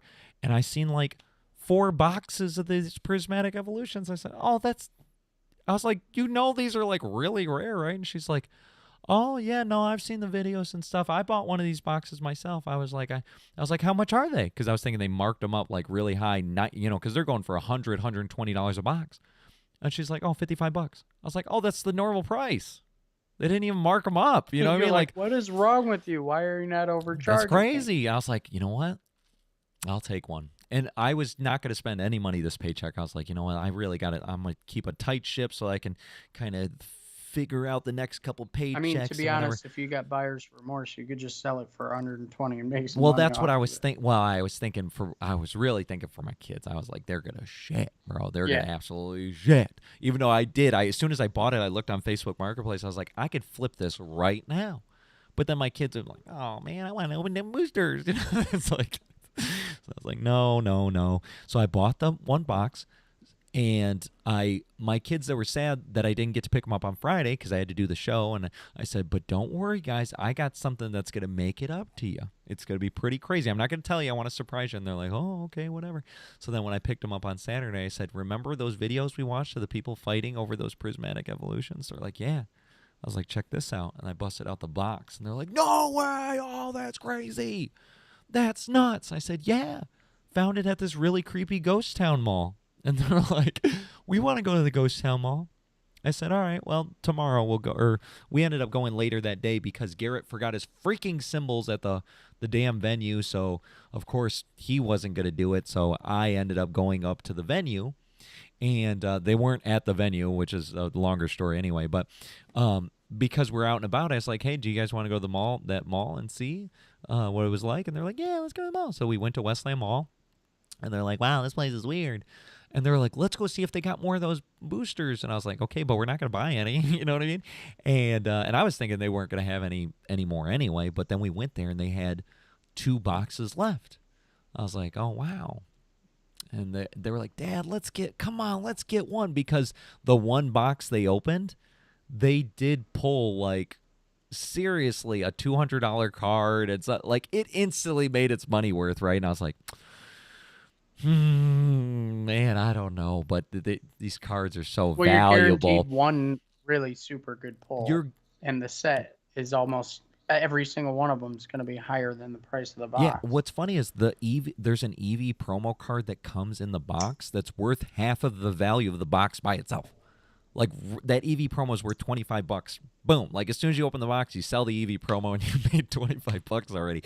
And that's now. Those are those certain things where it's Eevee. It's always popular. You just got to keep that in great condition. Don't mess with it, and it'll just go up in value. And but the first box they pulled not the crazy Umbreon that's worth over $1,000, but they pulled the lesser version Umbreon EX thing like that. It's still pretty sweet, and it's worth like $200 or whatever. I was like, oh That's pretty cool. And we pulled several other good cards that were worth money as well. So it was like easily it made it. I think we made like 350 or something like that on out of that box. So they're like, "Dad, let's get another box. Let's get another one." I was like, "Oh, guys, I said I wasn't gonna spend no money. I don't think I can spend no money." And then I was like, "Man, but what happens if we pull one of them $1,000 cards?" That's what I was really thinking. And I told him, I was like, "I promise you guys, if we dual pull any of those Illustrator cards, because all of them are going for over 1,000." I said, I'm going to immediately sell it. I'm just going to be dead honest. I'm going to immediately sell if we pull any illustrators, but I'll split it with you guys. You know what I mean? Like, I'll split it. I'll do it fairly. We'll do 33% each, and then you guys could use the money for literally whatever you want. But I'm a take mine. You know what I mean? I'm going to take a chunk of this. So I was like, you know what? Let's do it. So I bought one more box. And then we just went and we sat in one of the chairs in the mall and we opened them up. And they ended up pulling the Glaceon, another valuable card. I think it's worth like $150. I was like, oh, that's pretty good. And I, for some reason, I had this feeling. I was like, man, I really thought I was like, I should buy that other box. Because what happens if there's the $1,000 cards in that one? And Emmett was like, man, I think we should really buy that last box before somebody gets it. And Elliot's like, yeah. And I was like, I don't think so, guys. I don't know. I'm not sure. But then I was really thinking, like, honestly, you pull anything and it makes the box worth it. And so I was like, fine, let's pull it. Because I was thinking, what happens if we did pull $1,000? Now, I'll fast forward. We did not pull any of the $1,000 cards. But once again, we pulled very valuable cards out of the box. And so it made it worth it. Like, but I told the kids, I'm like, I'm not even letting them take these cards home. They have a binder collection. So every time they get cool cards, I make them put it in a sleeve into the binder, and then they're supposed to keep it all nice and neat. But they always lose the binder. So every time I go over there, I go, oh, where's your binder? And they go, oh, I'm not sure. Oh, I don't know. It's like always lost in some way or another. But I went through their binder once, just giving like values on all the things. And they have a binder right now that's easily worth over $2,000 just for the cards they have right then and there. And I was like, if you guys hold on to this, they're already worth $2,000. They only get worth more as time goes on, okay? But you got to keep them in good condition. Don't take them out. You don't take them out to look at them. You don't take them out to go to school, show off to your friends. You know what I mean? You just take a picture of them. Take a picture. Oh, friends, I got this cool card. Don't take it out, because when you mess up the, condition of it, it messes up the value. So I'm trying to teach them value and keeping things like with, so that way they know, like, I got to take care of these things, But then with all these EV cards, I was like, I didn't tell them they couldn't take them home, but it's like after we opened them and they were all excited and they're like, oh, sick, this is crazy. Oh, this is awesome. Oh, we pulled this. And I was like, oh, that's cool. I put everything back in the box, and then we carried on with the rest of the weekend, and then I took them home. And then I was like, okay, they didn't take the cards home. I'm going to put these in my binder. And not that I took all the cards, but you know what I mean? I put them in my binder so that way I know these are safe. These are going to be fantastic. So now we're going to put them in the binder vault. And I can't wait to just fast forward and be able to keep, because I have a collection of cards that's simply either A, cards that I found because they didn't put them in their binder, and then I go, hey, what's this card? And it's like good cards. Like, I wouldn't just keep crappy cards for nothing. Really good cards where I'm like, hey. And if I told them, if I find a card, it's mine now, because you should have took care of it. Like, you should have put it in the binder. And if it's not in the binder, I'm taking it. So I have a collection of cards that I found throughout the years, where I have some pretty sweet ones too, where I'm like, oh, sorry, this Charizard thing, this is mine. I found it. I know it's yours, but it's mine now because you didn't take care of it. And then I have another set of cards that I was like, for a little bit, I was doing some eBay buy-in, mostly with Japanese ones, these Japanese Illustrator cards, because they look so cool, but they're a lot cheaper when they're Japanese because people like to be able to read them for some reason. I don't care what they say. They look cool. So I'd get cards that were $100 cards, but you can get them for like $5 if they're Japanese. I'm like, oh, bro, I really don't care that I can't read them. I'm not playing them. Can't use them in a tournament. I put them in the binder. So that's my collection is random Japanese cards that looked really cool, and then the ones I find around the house or wherever I go out there and I'm searching in their drawers and stuff. Like, hey, I see this card again. Give me that card. That's mine now. And now I have all those cool EVs. I was thinking about getting the Umbreon and the Glaceon graded, because that's how you really lock in the values. Get them graded. If they come out PSA, 8, 9, 10, then you could just turn around and sell those boys. But I don't know. I feel like I'm a wait for if I can, I'll just keep them in the binder. They're not going nowhere. They won't degrade. I'm not taking them out and showing them off at school and stuff like that. So I can just grade them at a later point. They won't get worse in condition sitting there. But there's certain cards where it's like I want to put them in a preserve mode, but the problem is, Jason, it costs like $30 to $40 each card to get them graded.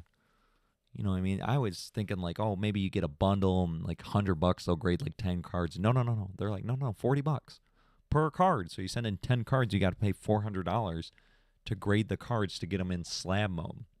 So for people that don't know what I'm talking about, this is a graded card. Wartortle is well known as my favorite Pokemon. This is a base set Wartortle from 1999. It's a pride and joy to mine. But the way I saved money, because I'm poor, and instead of having like, first edition, I go, well, I don't need first edition. And then instead of having shadowless, I have the shadow. And instead of being in perfect condition, it's a PSA 4. That's how you save money. Things that, like, they don't matter to me. I'm not trying to make money on these things. I just wanted the cool Wartortle card. So if this was a first edition shadowless PSA 10, well, actually, this is a PSA 8, which is pretty good. But if this was the shadowless first edition PSA 10, this card would be worth, like, I don't know, $600 or something like that. It's very valuable. But because I got it as a non-first edition shadow PSA 8, I think I paid $10 for it. It's the same card. You know what I mean? To me, I just wanted to see, ooh, Wartortle. That's very cool. So I don't care about that. Like, this one is another pride and joy of mine that most people would be like, why? Because I wanted a base set Blastoise, but I wasn't willing. A base set Blastoise could go for like $20,000. You think I got $20,000? I don't got $20,000, bro. But this is a Spanish Blastoise. You can't see it. That's in Spanish. And the other thing is it's PSA 3. So, like, it got, like, scratches on it and stuff. But I was like, I personally don't care about that. I think that's very cool. Wow, I got a base set Blastoise. I know some other trolls that be like, oh, it's in Spanish. Who cares? That's not the real base set. Phony, you big fat phony. No, it's still Blastoise. It's still the boy. Who cares that it's in Spanish? I think that's just fine. So that's how you can say, if you're out there and you're like, oh, I wanted to collect some cool Pokemon cards, but I don't have no money. Well, you don't need money. You think I have money over here? Just go on eBay, look for alternate.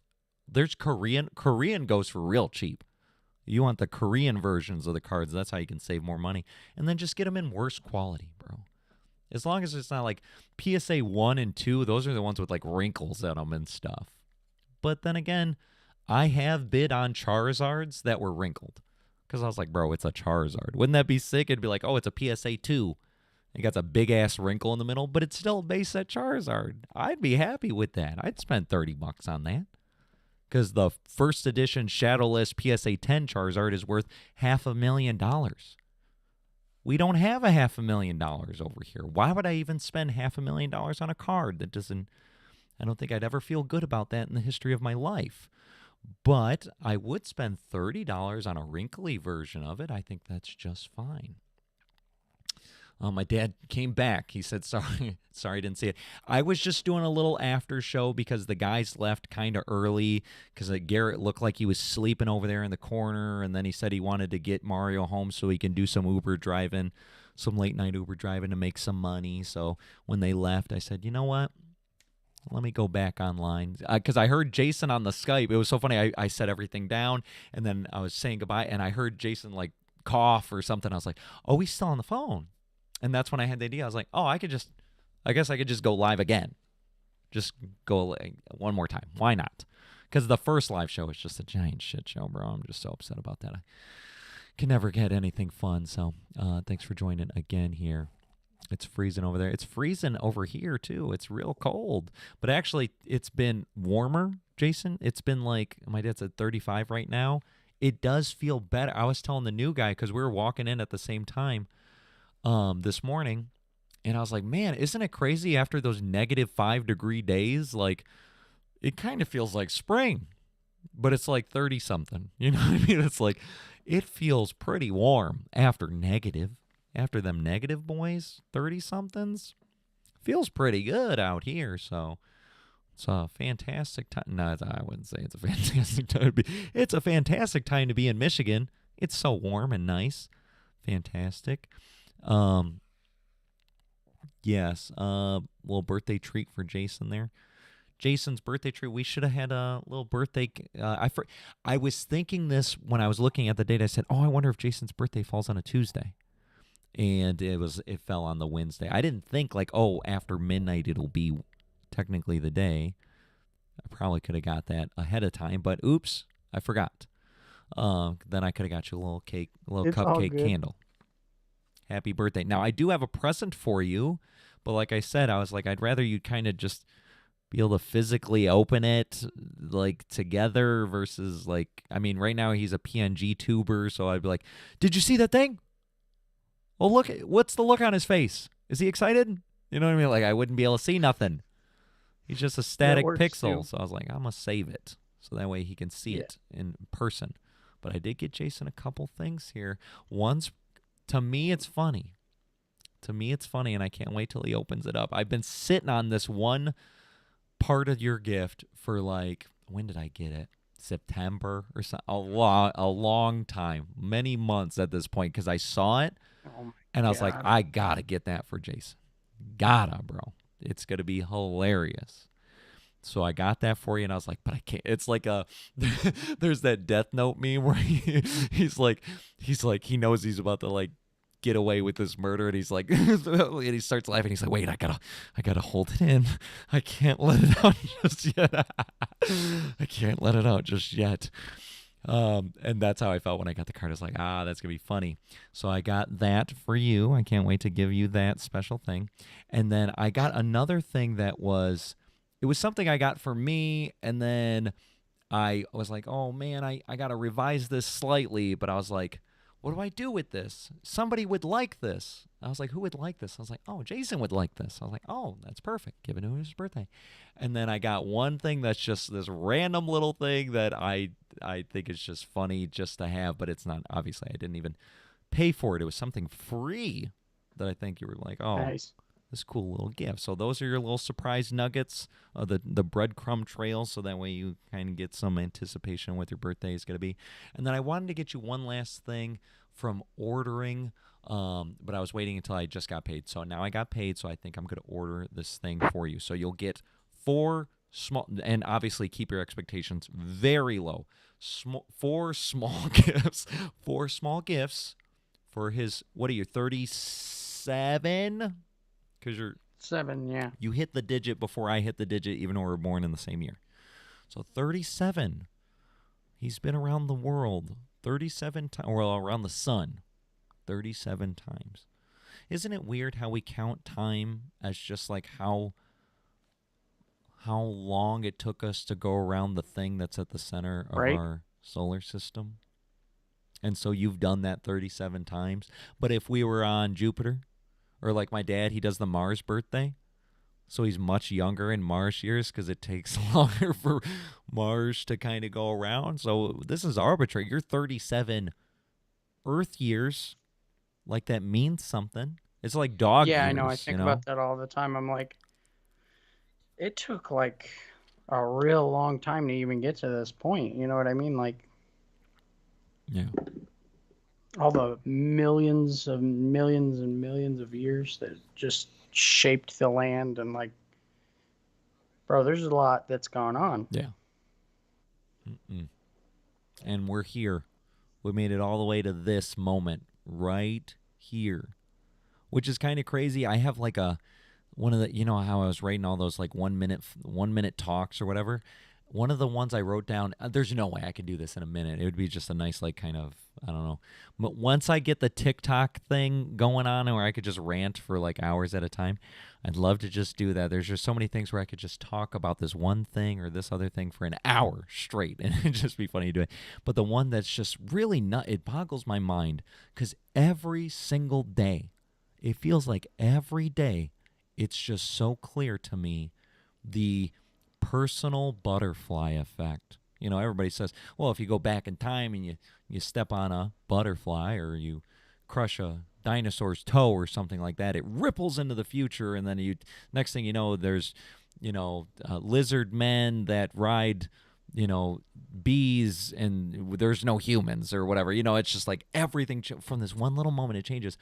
But to me, it's because, I don't know, maybe I'm looking for it nowadays, but I can see how each little thing is now completely affected by all these other ripples that happened, or how this one thing will ripple. Like, for instance, just think about the situation we're in right now.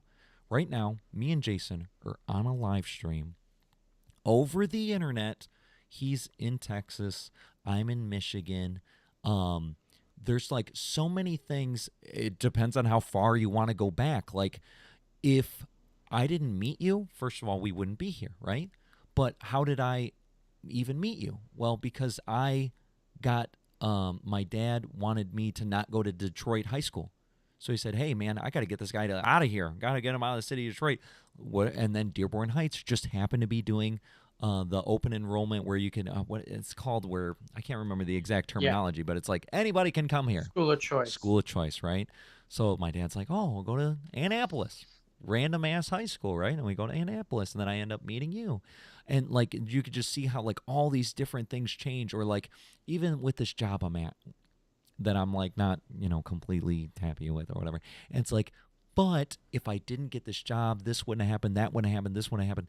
There's so many things where it's like you don't understand in the moment why this thing's happening, but then you fast forward a few years and then you see looking back and you go, oh man, if this didn't happen, this wouldn't have happened, this wouldn't happen, this wouldn't happen. And it just all lines up to right here and now. Right here and now is a constant effect from all the other effects that you've went through on, depending on how long you look back, but your entire life. Everything. The culmination of all your choices. Everything. Your choices, other people's choices, random things, like everything. Everything. And it's just so freaking nuts to just think about that. So I think about this all the time in the moment, where I can tell there's a path, right? Like, for instance, like deja vu, but backwards. Yeah, where I could be like, oh, well, all right, look, I have two options right now. I can get up and go to the store, or I can get up and do the dishes, or, you know what I mean? I have two choices. And if I go with this way, then okay, now because I went to the store, I ran into this person. I ran into this person I haven't talked to in a long time. And now we're chatting, and then they tell me that they have this event that's coming up in 2 months. I go to that event. You get what I'm saying? It's like, but if I didn't get up to go to the store and instead I did the dishes, all of that didn't happen. Or like, I think about it in personal interactions. Like, let's say my kid's upset about something, right? And then I go, like, he just had this moment, and I have two choices. I can either just let him sulk in it, or I can like try to talk him out of it, or I can be more aggressive, or, you know what I mean? Like, there's multiple avenues. And so I like to sit there and think about, like, what would these things, how do you think they would play out? And then I try to, if I can see the paths in front of me, I try to think, how would this play out, at least for what I can see of. And then I go, okay, you know what? Let me do this path. So then I'll maybe go talk to my kid. I'm like, hey, man, I didn't want you to sit and sulk in this, blah, blah, blah. And then we have a really deep, meaningful conversation. I go, man, I'm really glad I chose that path. Because there was one path where I was like, I'm going to just let him sit in that. But then because I didn't let him sit in that, now I got to have this conversation. I got to hear this perspective, or I got to hear this issue that is going on that he needed me to talk to him about, to open up with, and it's like, because I did this thing, now I can see the good that came out of that. So those are the things where I'm like, just constantly every single day I go, wow, it's crazy. Like the other day I was leaving to go to the show, or was it the show? No, work. I think it was work. I was leaving to go somewhere. I think it was work that morning of the day of the show. And I was just like, I don't know, not in the zone. And so I'm driving and I turned in a direction that I never turn. I always go one specific direction to go to work. But because I wasn't concentrating, I wasn't in the zone, I ended up turning right instead of left. And because I turned right, when I realized, oh man, I got to turn around. And I said, oh, I wonder how long it's going to take me to get to work. So then I went to go put into GPS to see how long, and I realized, oh, I forgot my phone. But because I turned right instead of left, I was right down the street. But if I would have turned left, I would have been like halfway down, because this usually happens where it's like I'm already in the zone. I don't need to look at my phone to know where I'm going or how long it's going to take, because it's like boom, boom, boom, boom, boom. Next thing I know, I'm on the freeway. So it was like destiny to turn right, to realize I didn't have my phone, because then I could turn right around in the Hungry Howie's parking lot. I was like, dang, that's crazy. Shameless plug. This is nuts. Like the wristband. I forgot the wristband. Didn't wear good old James. But because I didn't wear good old James, I went to Rock of Ages. That gives me a great video idea. I make that video. Somebody finds my channel based on that video. Now they become a loyal subscriber. Next thing they know, they buy a coffee mug. Because they bought a coffee mug, I got $5 more in my pocket. I got $5 more so I can afford to feed my family for approximately 3/4 of a day.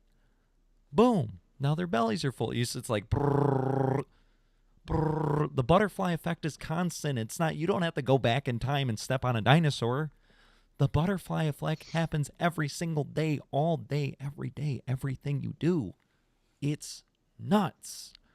People are going to be like, bro, this is too much. I can't. I'm not saying to like stress out about every decision you have to make. But what I'm saying is try to consider, A, what could be the outcome when you do get choices.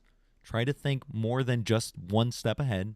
Try to think of, well, what could this affect? What could this affect? But B, it's really cool to look back and see. I was upset. I was very upset when I forgot this band. In the moment, I'm like, oh, this sucks. I got to do a show without my band. No, no, no. But now I look back at it and I go, wow, thank goodness I forgot the band. Dang. Never would have happened. Never would have happened. Fantastic. Thank you, James Hetfield, for making the wristband. But then thank you, my forgetful self, for forgetting to bring it. I still have mine. So got the problem with mine is like I wear it so often. It's I think you could see more when I put it on, but like it's getting deteriorating. It's like I can see right through it. It's kind of like going. I'm like I really need another one. Plus, like because I wear it all the time, it's like it doesn't fit as nicely as it used to, obviously. And so you can tell, well, I can tell when I do the live shows, but then when I look back at them, it like starts to slide, and then eventually it's like a leg warmer for my arm. It's like all the way up. I don't want it there. I want it way back here. Tally. So I think I got to get a new one. I'm sure they sell these. You think they sell them on the Metallica website? Because I feel like this should always be in style. You know, we got those from the show. Oh, I know. That's what I'm saying. I hope they sell them on the website, though. Because we need to, I need to replace that. Cause I wouldn't even know if that guy was legit. Like, if he was on the Metallica merch team, you know, like, are they allowed to do that? Or well, you would think James is like, oh, I know everybody looks at my 1989 show and wants to replicate that, so I better sell these wristbands. That's what I'm thinking. Yeah, probably. That's what I'm thinking. I'm gonna actually I'm gonna go to Metallica.com right now, and I need to see. I need to know. Boo. Let's go to the screen here. Oh, there's two of me. Look at me, people, twice. Look at that. That's a Metallica show, man. Metallica, they're doing I fantastic. tell you, when those pyrotechnics, you can feel it in the crowd. You're like, ooh, Hot. shit, it got hot for a second. You're like, damn.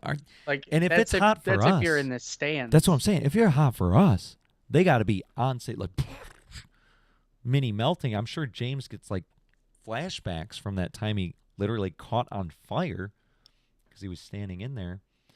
Let's see here. All right, we. Oh, they got some cool. Man, they always got cool shirts. Problem is, look, $35. $35, bro. That's just too much. But they always got the coolest shirts. Oh, look, they even got like Yeah, look at the cholo. hoodies. They got like cholo button ups. That's pretty cool. Let's see. Fortnite. No, I do. I didn't get the skins. I didn't get the James and stuff skins, but I did get the Master of Puppets like emote, so that way people can like jam along with you. Accessories, right? Or is that apparel? Both. Feels like it'd be both. Oh, look at this. Platinum records. They got like platinum plaques of like all the records. This is why I don't have money, because I'd spend some on some stupid stuff. But I did see this, Jason, on the Facebook Marketplace. A bunch of people around here, or in the couple-hour Metro Detroit vicinity, they're selling the Live Shit Binge and Purge box with the 3 VHSs and the 2 CDs. I said, oh, man, I really want to get that. And they're selling them for about like 50 to 75 bucks. I was like, what an I'd never even I don't know why I never thought, oh, I can buy one of those. Like, because we've always had like the downloads, and you know, you look it up on YouTube and stuff. I never thought like, oh, I should see if anybody's selling them. I just assumed it was such a rare collector item. No one would ever want to give these away, or they would cost thousands of dollars. And I kept seeing a bunch going for like $50. I was like, $50 for the Live Shit Binge and Purge box? Are you kidding me? Yeah, it's not I bad. need that. Now, I don't have a VHS player, but I think we could just go to Value World and get one, couldn't we? Somebody got to have a VHS player. Or like, yeah, Salvation Army. Salvation Army, something like that. You know, somebody's turning in those VHS. What do they call VHS players? That's so funny. They're so old, I don't even remember what they're called. VCRs. They're called VCRs. Isn't that nuts? Remember those things? Is anybody out there who's like, VCRs? What is that? Like Yeah, I my remember. kids would have no I idea what used that is, which is crazy. I used to record my own gameplays with that shit when I was like super little, like playing Legend of Zelda on the NES. Boop. Found it right here. $15. $15. It's right here. It's That's not the too same bad. one. Let me see. Let me make sure. That's literally the exact same one, but this one's had, you know, at this point almost a decade's worth they used. That was 2016, right? You talking about that one? When did we get the at the Comerica Park one, or the one before that? The one before that, because if you remember, So Joe Louis? yeah, because I kept passing out at the last one. Oh, you did pass out. You did pass out. We had the best tickets.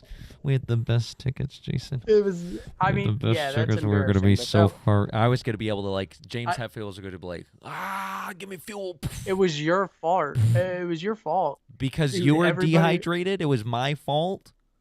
no, because I was dehydrated and you kept yelling to everybody, he's The diabetic. boy has He's you know he diabetic. has diabetes, people. Yeah, I do, but like, yeah, you made that an immediate medical issue versus like just give me some water out of the backpack, Bro, bro. no. I hate to tell He you, was like after all these a years, you blamed goner. me, but like He was a goner. Well, what I did you it know, like they would have 3 times in a row. took you to the. They wouldn't have just been like, oh, splash some water in his face. They would have took you to the medical tent regardless. I'm sure they have some sort of protocol. When somebody passes out in the concert, take them back to the medical tent and make sure they're okay. They're not gonna be like, oh, no, he's just dehydrated. They'll be like, okay, well then bring him to the tent, and we'll give him water. You know what I mean? Like either way, we're Bro, going to the tent, the bro. problem was Either we way. had filled up so many water bottles with factory seals with vodka in them that I couldn't find the goddamn water, bro. Every time you take a sip, vodka. I remember Yeah, I had that was like I was trying to figure out how do we sneak in alcohol because they allowed water, but they wouldn't allow anything else. So I was like, how can we do it? And I remember seeing a video that was like, oh, you know what you could do? You could heat up the plastic for a plastic water bottle to a certain point and pry off the caps so they still had the seal on them. So then once you take the cap of the bottle off, so imagine this, but you would actually use a real cappy bottle, like not these little flimsy things. And then you would take the cap with the seal off, pour out the water. Nobody wants water. Then you pour in vodka because vodka looks like water to normal people, except for like the bubbles. See, that's you got to fill it up really high so they can't see like the bubbles and stuff. And then and I did this trick many times back in the day too. They would look and they'd be like, oh, 6-pack of water. Got it. A few water bottles. Cool. No big deal. And then you get inside, you rip it open, and boop, boop, boop. Time to get drunk.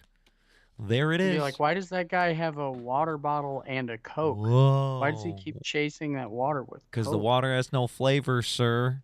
So I do the flavorless. Yeah, that would be what you said. Add when the you're Coke. wasted as shit. Yeah, hey, sir, it's because I don't need the flavor. So yeah, we were drinking, pre-gaming at the Metallica show. The first band I think was was it Volbeat? The first, I can't remember who the first band. So. I think it was Volbeat was the first band. We were just getting warmed up. That was pretty cool. The second, there was only 3 bands. So it was Volbeat, then it was Avenged Sevenfold. When Avenged Sevenfold got on, we got pretty close to the stage. We were like really close to Avenged Sevenfold.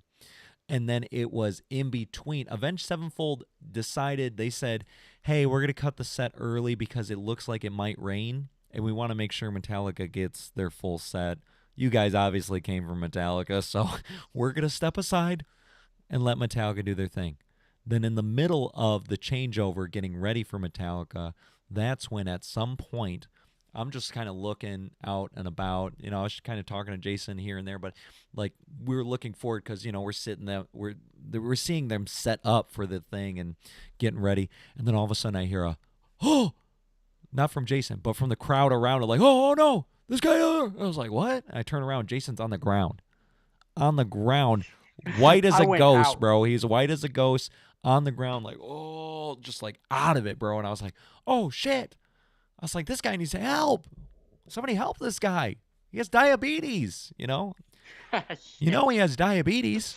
I was waiting for that. Yeah, that's what you said. He has diabetes, and they're like, oh, shit, bro, we got to do this. He forgets to mention, this was like a record-breaking heat. It was in the day beginning of July. It was like somewhere around the July 4th sort of experience. So, yeah, blazing hot. Comerica Park is an open ballpark, so you got the sun. The lakes all around 1,000 it, so it's people. Nothing but humidity. Heat. Yeah, all the worst things for dehydration. I get that. But to me, I'm like, there's no way he would have passed out from simple dehydration like some pansy or something. You know what I mean? Like, I've never heard of that in my life. But diabetes attack, that's very reasonable. That's very reasonable to pass out from some diabetes so is crap. Dehydration when you know, are under those heat conditions. Potatoes, you know. But either way, everybody helped get him up, and they got the medical staff over, and they're like, all right, come on over to the medical tent or whatever. And so he gets over to the medical tent, and as soon as like he gets over there, the lights dim. The lights dim, and then it's like they play like the intro music, and I was like, oh, Metallica's starting. Hopefully they let Jason out real soon here. And then they held him because they wanted to make sure he was okay. And then I think it was like 3 or 4 songs in, they finally let the boy go. And I was like, all right, come on, we can try to make it to the front. And you're like, could I sit down? You think I could maybe sit down for a moment here? And I was like, I'm like, bro, I just passed out 3 times. I think like, okay, if you want to sit down, I guess we're gonna sit down for this portion. And I remember we went and they let us sat in like the very front row of Comerica Park. So they were like, they didn't make us go to the bleachers or anything because we already had general admission ground floor seats.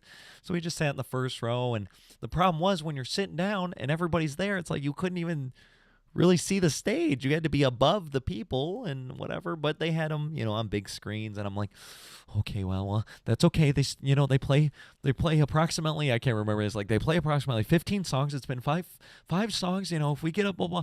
I think we got up after Wherever I May Roam. I was like, oh, finally, and he's like, all right, we can get up now. I think you said, do you want to get up? And I was like, yeah, dude, I really would.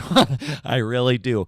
And I was like, okay, so let's go. Then we got to the edge of the crowd, but by that point, everybody's packed in, so you weren't getting to Yeah, the front. You'd have to like, it's hey, not hey, like hey, shove everybody out of the not way. like cutting through butter at that No, bro. point. So we Like, just sat at the edge of the ground floor main portion. We were probably 100 feet away at that point. But Avenged Sevenfold, we were 10 feet away. We were like right there. But that's okay because I got that experience technically sort of made up. I also don't count that fully because that was when Justine, we went to Metallica in Cleveland because then they came back. I was like, bro, I gotta see them ground floor. I'm not wasting. I mean, those were like $160 tickets. I was like, I gotta see them again. So then we went to see Metallica in Cleveland, but that was like the first day of the divorce thing, and I was like, oh, bro, I couldn't completely enjoy that one either. So I was like, damn it, okay, gotta see them one more time, and then I ended up seeing them. Uh, in November of 20 last year in November, I saw them all by myself, but the problem was I couldn't afford the ground floor tickets, so I got the first section of Ford Field. So not close at all, but it was still a cool experience. But the problem was I was all by myself. So like it was kind of cool because there was this guy next to me that was all by himself too, and he was like, oh man, I've been looking forward to seeing them. I've seen them like 5, 6 times. I was like, oh, me too, bro. But every time I see them, there's always something that goes on. So I was kind of hoping to like have a real good experience, but then I just couldn't afford the tickets. He's like, oh yeah, I couldn't afford them ground floors either. So we kind of bonded over that experience there, and it was pretty cool. And he was having a good time, but it's not the same as like when you're with your buddy or something, or you're like, oh yeah, let's get in the pit.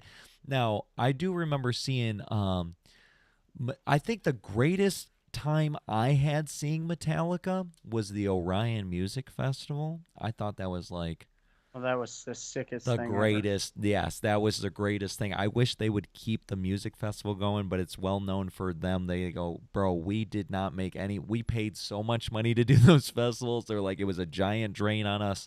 Time, money, resources. That's why they only did a couple, and then they were like, we're done with that. But those were the craziest, coolest shows. There's an island near Detroit. If people don't know, it's called Belle Isle, and Metallica put on a festival for themselves. They had like 100 other bands across 2 or 3 days. I can't remember. I think it was 3 days. I almost The caught a whole four island. hundred dollar phone bill for that. It was not because it's right next to Canada, so you kept roaming Yeah, to Canada. But the whole yeah, you island, there was roaming like cross there country. was like 5 different stages, and so you just kind of roamed to whatever stage you wanted to see people. But the coolest one was they I remember we were in the tent for the Metallica merchandise, right? So we're looking at Lars's drum sets throughout the years and stuff like that. And that one Oh dude yeah, comes up to us, he's like, "Hey man, you got to go see Dion." And we're like, "Dion? Who the hell is who the hell's Dion?" yeah. It was like some mysterious benefactor. Like Yeah. it was a weird video game moment, to be honest with you. And this guy was like, he didn't tell us straight up, but he was just like, you got it. You're gonna want to go see Dion. You're gonna want. We were like, all right, let's go see Dion or whatever. So then we go to one of these little side stages because they had a massive main stage that was this gigantic contraption, and then they had a smaller semi main stage that was like pretty, and then they had like 2 or 3 other ones that were just these little stages, little contraptions going on, nothing crazy, no crazy lights or nothing, just a little side stage. And then we see this banner, it says Dihan. We're like, oh, that's weird. And when we pulled up there was probably, obviously this is a multi-thousand person festival, but there's probably 50 people in front of this tiny little Yeah, stage. nobody, Nobody. nobody. There was similar band, like similar situations where like really tiny bands were playing. That was the cool thing too, is Metallica kind of had like a whole variety of like sizes of bands. Like Battlecross played there. They went That was on to be sick. Yeah, pretty yeah, big, not massively big, but pretty big. yeah. And actually, I knew somebody who used to play with them, so I was like, "Oh man, that's nuts." So many good ones. Looks like the Seven Ways to Bacon, Yeah. but yeah, no, it was completely nuts. And smaller bands too, and like Aaron lost the bottom of his That shoe. was hilarious. That was hilarious. He's like, bro, he was pit. I think it was in the pit, and then the whole It was in sole the of his pit. shoe just got done. So Like, he had how hard do you got to get hit to be like to be like get your soulless for the not like your shoes knocked off? That's fairly reasonable, but the just the sole. soles knocked off your shoe, Yeah, like you got to get hit pretty hard, bro. I got to imagine. he was pitting pretty hard. So, but he was fine. He didn't even know. Yeah, For like, he was still doing laps around in the mosh pit, and then we're like, where did your shoe go? And then the sole started getting thrown around. yeah, like a beach ball. Like, hey, somebody throw around the sole. But so when we went to the Dihan, where there's like 50 of us, there's nobody there, and then all of a sudden, James, Lars, Kirk, and Rob come out on stage, and we're like, what the fuck? And everybody's like, yeah, hey, that's Metallica. Then they start playing Hit the Lights. And what they decided to do was play the Kill 'Em All album in its entirety, in order, on this side little stage without using their Metallica name. They said, oh, we're Dihan, because they wanted it to be a surprise. So as soon as they start playing Hit the Lights and everybody recognizes it, that's when everybody they started flooding over. Like, we were way up front for that. So we were in the pit. I have like several videos where I'm like in the pit trying to do a first person view of like getting tossed around for like whiplash and stuff like that. It felt like we weren't technically alive in the 80s, early 80s, to experience that little more intimate Metallica moments, but like that was our version of that. That was probably the smallest Metallica concert we could have ever experienced nowadays, because they only play giant stadiums. It was like us and 50 people for the first song. We're just jamming out to Kill 'Em All, and then obviously everybody else came, but then by that point it still was just like them on this tiny stage 10 feet in front of us, and it was like nuts. And then also them playing just the Kill 'Em All album. They weren't playing anything from Black Album Load or this or that. It was just Kill 'Em All. So it really felt like this early 80s concert, even though we were like way after, in our, that was in 2013. Yeah. So we were 25 at that point, mid 20. Oh, that's prime. That's prime peak there. Fantastic. And then what they did was then that night, I think that night the Chili Peppers played, didn't they? Like, they didn't headline both nights. Dude. I think it was No, Chili Peppers dude, that the night. Red Hot Chili Peppers. That night, I had always, you remember Dan the Man? Yeah. Yeah, Skinny Dan. The guy that doesn't exist. Remember, I don't know where he went. didn't exist. He was a figment of our What? imaginations. We didn't tell you that story. He didn't actually exist. No. But you go first, and then I'll tell you why Dan didn't exist. I didn't even that sidetracked me so hard. I don't even know what I Red was Hot talking Chili about. Peppers. Oh yeah, that night, like he was a huge fan of them, and I was always just like, I mean, yeah, they're pretty good. Yeah. But that night, it was like every song they played, I was like, I totally forgot that I love that song. Yeah, they were playing all the hits. They busted out all the hits. I was like, oh my God, like every hit. single one was just stunning. Like the whole thing was an experience. It was like, holy shit. Yeah. I did not know that about myself. I am a Red Hot Chili Peppers fan. Well, they did a good job, and like they do have a ton of hits. So it was like, it wasn't like there was maybe one or two they tried to do some deep cuts or whatever, but they were so funky and stuff that like if it was a deep cut, it was still like, oh, this is really enjoyable. They're doing some funky stuff. So they did a good job. And then the next night, Metallica did Ride the Lightning in its entirety.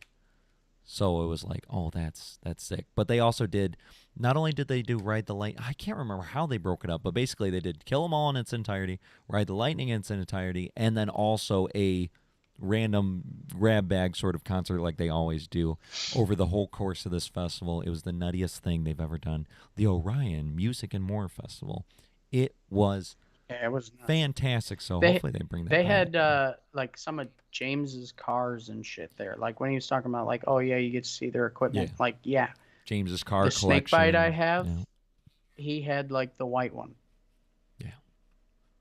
And it was like, holy shit, like this is the same thing, you know what I mean? And like some of those cars were just like, whoa, you know, like I'm not much of a like car dude, I would say, but like it was still impressive. It was like, holy Yeah. shit, bro. And then like for each one of the band members, they got to like do what so Lars was like, "Hey, I'm gonna show off my drum kits from out the years." James did the cars. Kirk had like a horror thing. Like Kirk's really big into horror stuff, so he has like a Frankenstein collect, like all this random horror stuff. Like I don't even know if we traveled really through that. I was like, it's not kind of my thing. But then they also had like tents with music equipment. You could just pull down guitars, and we were like trying to jam a little bit in the music tents and make some music. It was like the best thing ever. The only thing that would have made it better is if you could camp there. That was what I thought was going to happen. But then at the end of the night, they're like, all right, everybody go home. And we're like, oh no, I want to sleep on the island. I want to pull up a tent. That's what I really wanted. That would be next level. Next level. Now let me tell you why Dan doesn't exist. Because one day, Dylan and Ivan, I don't remember. Tall Ivan? Yeah, Tall Ivan. I can't remember they all went to Dan's house. They did this. I can't remember what drink this drink was. That's like really absinthe. Is it something like that? It sounds familiar. Something like some really messed up drink, right? And they got all wasted. And they're like, "Oh, this is crazy." So they were at Dan's house one day. So we verified Dan lived there. He was at this house, right? And then you fast forward like not long after, a month after, or something like that. And we were like trying to get a hold of Dan, and we couldn't. He wasn't answering nothing. So we're like, oh, let's just go to his house. We go to his house, and somebody answers we never seen before. And we're like, is Dan home? They're like, who? We're like, Dan. They're like, Dan. There's never been a Dan that's lived here. We're like, what? There's never. They're like, no, there's no Dan Well, I here. would say that yeah, it's possible, but like he had a last name too. Like it most No, and we never heard from him again. Nobody's ever seen him. And that house told us everybody from my middle school years has disappeared. they're gone. They didn't exist anyway. That's why they're disappearing. They're disappearing because they didn't exist. We just thought they did. How nuts? How nuts? Who else is not real? If you're real in the chat, put F. F in the chat if you're real. Because otherwise, I think you're all fake. You're figments of my imagination. All right. Now, I gave you guys, this was the after party. We get some Fs in the chat. Thank you so much. I have to go to bed. I was looking at my watch and when it was like 12:05, and I was like, oh, okay. I'll wrap it up here. Get time to go to bed. I got a big day tomorrow. Then you fast forward, and I don't know how I always get roped into. The band was asking me. They're like, when Cheyenne was like, "Oh, quick show today," even though it was like 10 o'clock. They're like, "What time do you normally get done?" I said, "I normally don't get off until like 2 a.m. Guys, it's nuts, bro. Every time I want to get off at a certain time, and I never do. I never do because I can talk forever. I can." I'm not gonna lie, I was super confused after because I was like still in the call, and then I was like, "Can you hear me?" And then I couldn't tell if it was like he's still there. That's when I was like, "Oh, we'll keep the show going. Jason's still there. Let's go." So I was like, "Yeah, what the hell is going on?" And you were like, "Oh, just a second." Like, damn. Yeah, I was like, let them boys go home. Get them out of here. Let them be on their way. They were all frustrated. Like, Garrett was like, oh, it's annoying. It's annoying that shit ain't working. Like, oh, it's annoying for you? You know, this is my show. You know what's more annoying? The fact that I can never get shit right for my thing. You just got to show up, sit down, and open your mouth. I got to do all the work on the back end. I'm the one trying to create a following. I'm the one that has to get over here and post and edit videos and do this and that. It's frustrating when shit don't work for me. But yes, I get it. It's annoying that you had to drive over here and sit on your ass and open your mouth. It's annoying. I get it. That's my 2 cents, everybody. I would need like a butt like, and that's my 2 cents. And then brrr, there's a little glitter, and then 2 pennies drop out. Boop, boop, boop. That'd be another little beeper. What do they call those? Like, yeah, it's like I can't remember. There's like a marquee. Yeah, it's like a brrr, and that's my 2 cents. But that's it. I'm going to bed. I have to go to bed. I want to do that interview in the morning.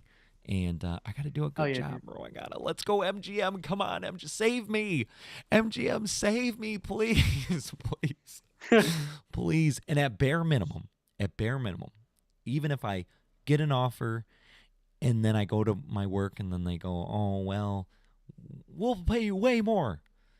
I might just go with the pay way more. I might just be like, all right, fine. Because I do like these people, but I'll hopefully make some changes. But at bare minimum, if they pay me way more, I'd be like, fucking, I'll deal with it. I'll deal with it. It's like you can't be struggling and stressed out. You know what I mean? It's like, okay, well, I'll be stressed out if I ain't struggling. You know what I'm saying? Like, all right, that's fine. That's fine. I can deal with that. Because I just feel like, I feel bad, bro. This is why I can't job hop. I can't. I just feel bad. I feel like, I don't know. It's just, I don't know. It's something bad for me. So I'm like, if I'm going to job hop, I'm going to make it really worth it. So that way they go, you know what? I would have done the same thing too. So I'll let you guys know. We'll update on the next week's show. Hopefully Jason continues this streak of not working on Tuesdays. We'll keep the thing going. Let them cook over in Walmart land, but let them cook without you. Cheyenne, Alyssa, Father, good night. Jason, Carolina, good night. Everybody, thanks for your attention. Thanks for your time. Good day.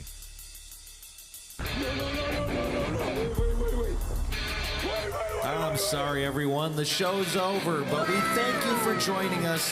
Thank you for your time. We're out of here. You what? Good day. Are you ready?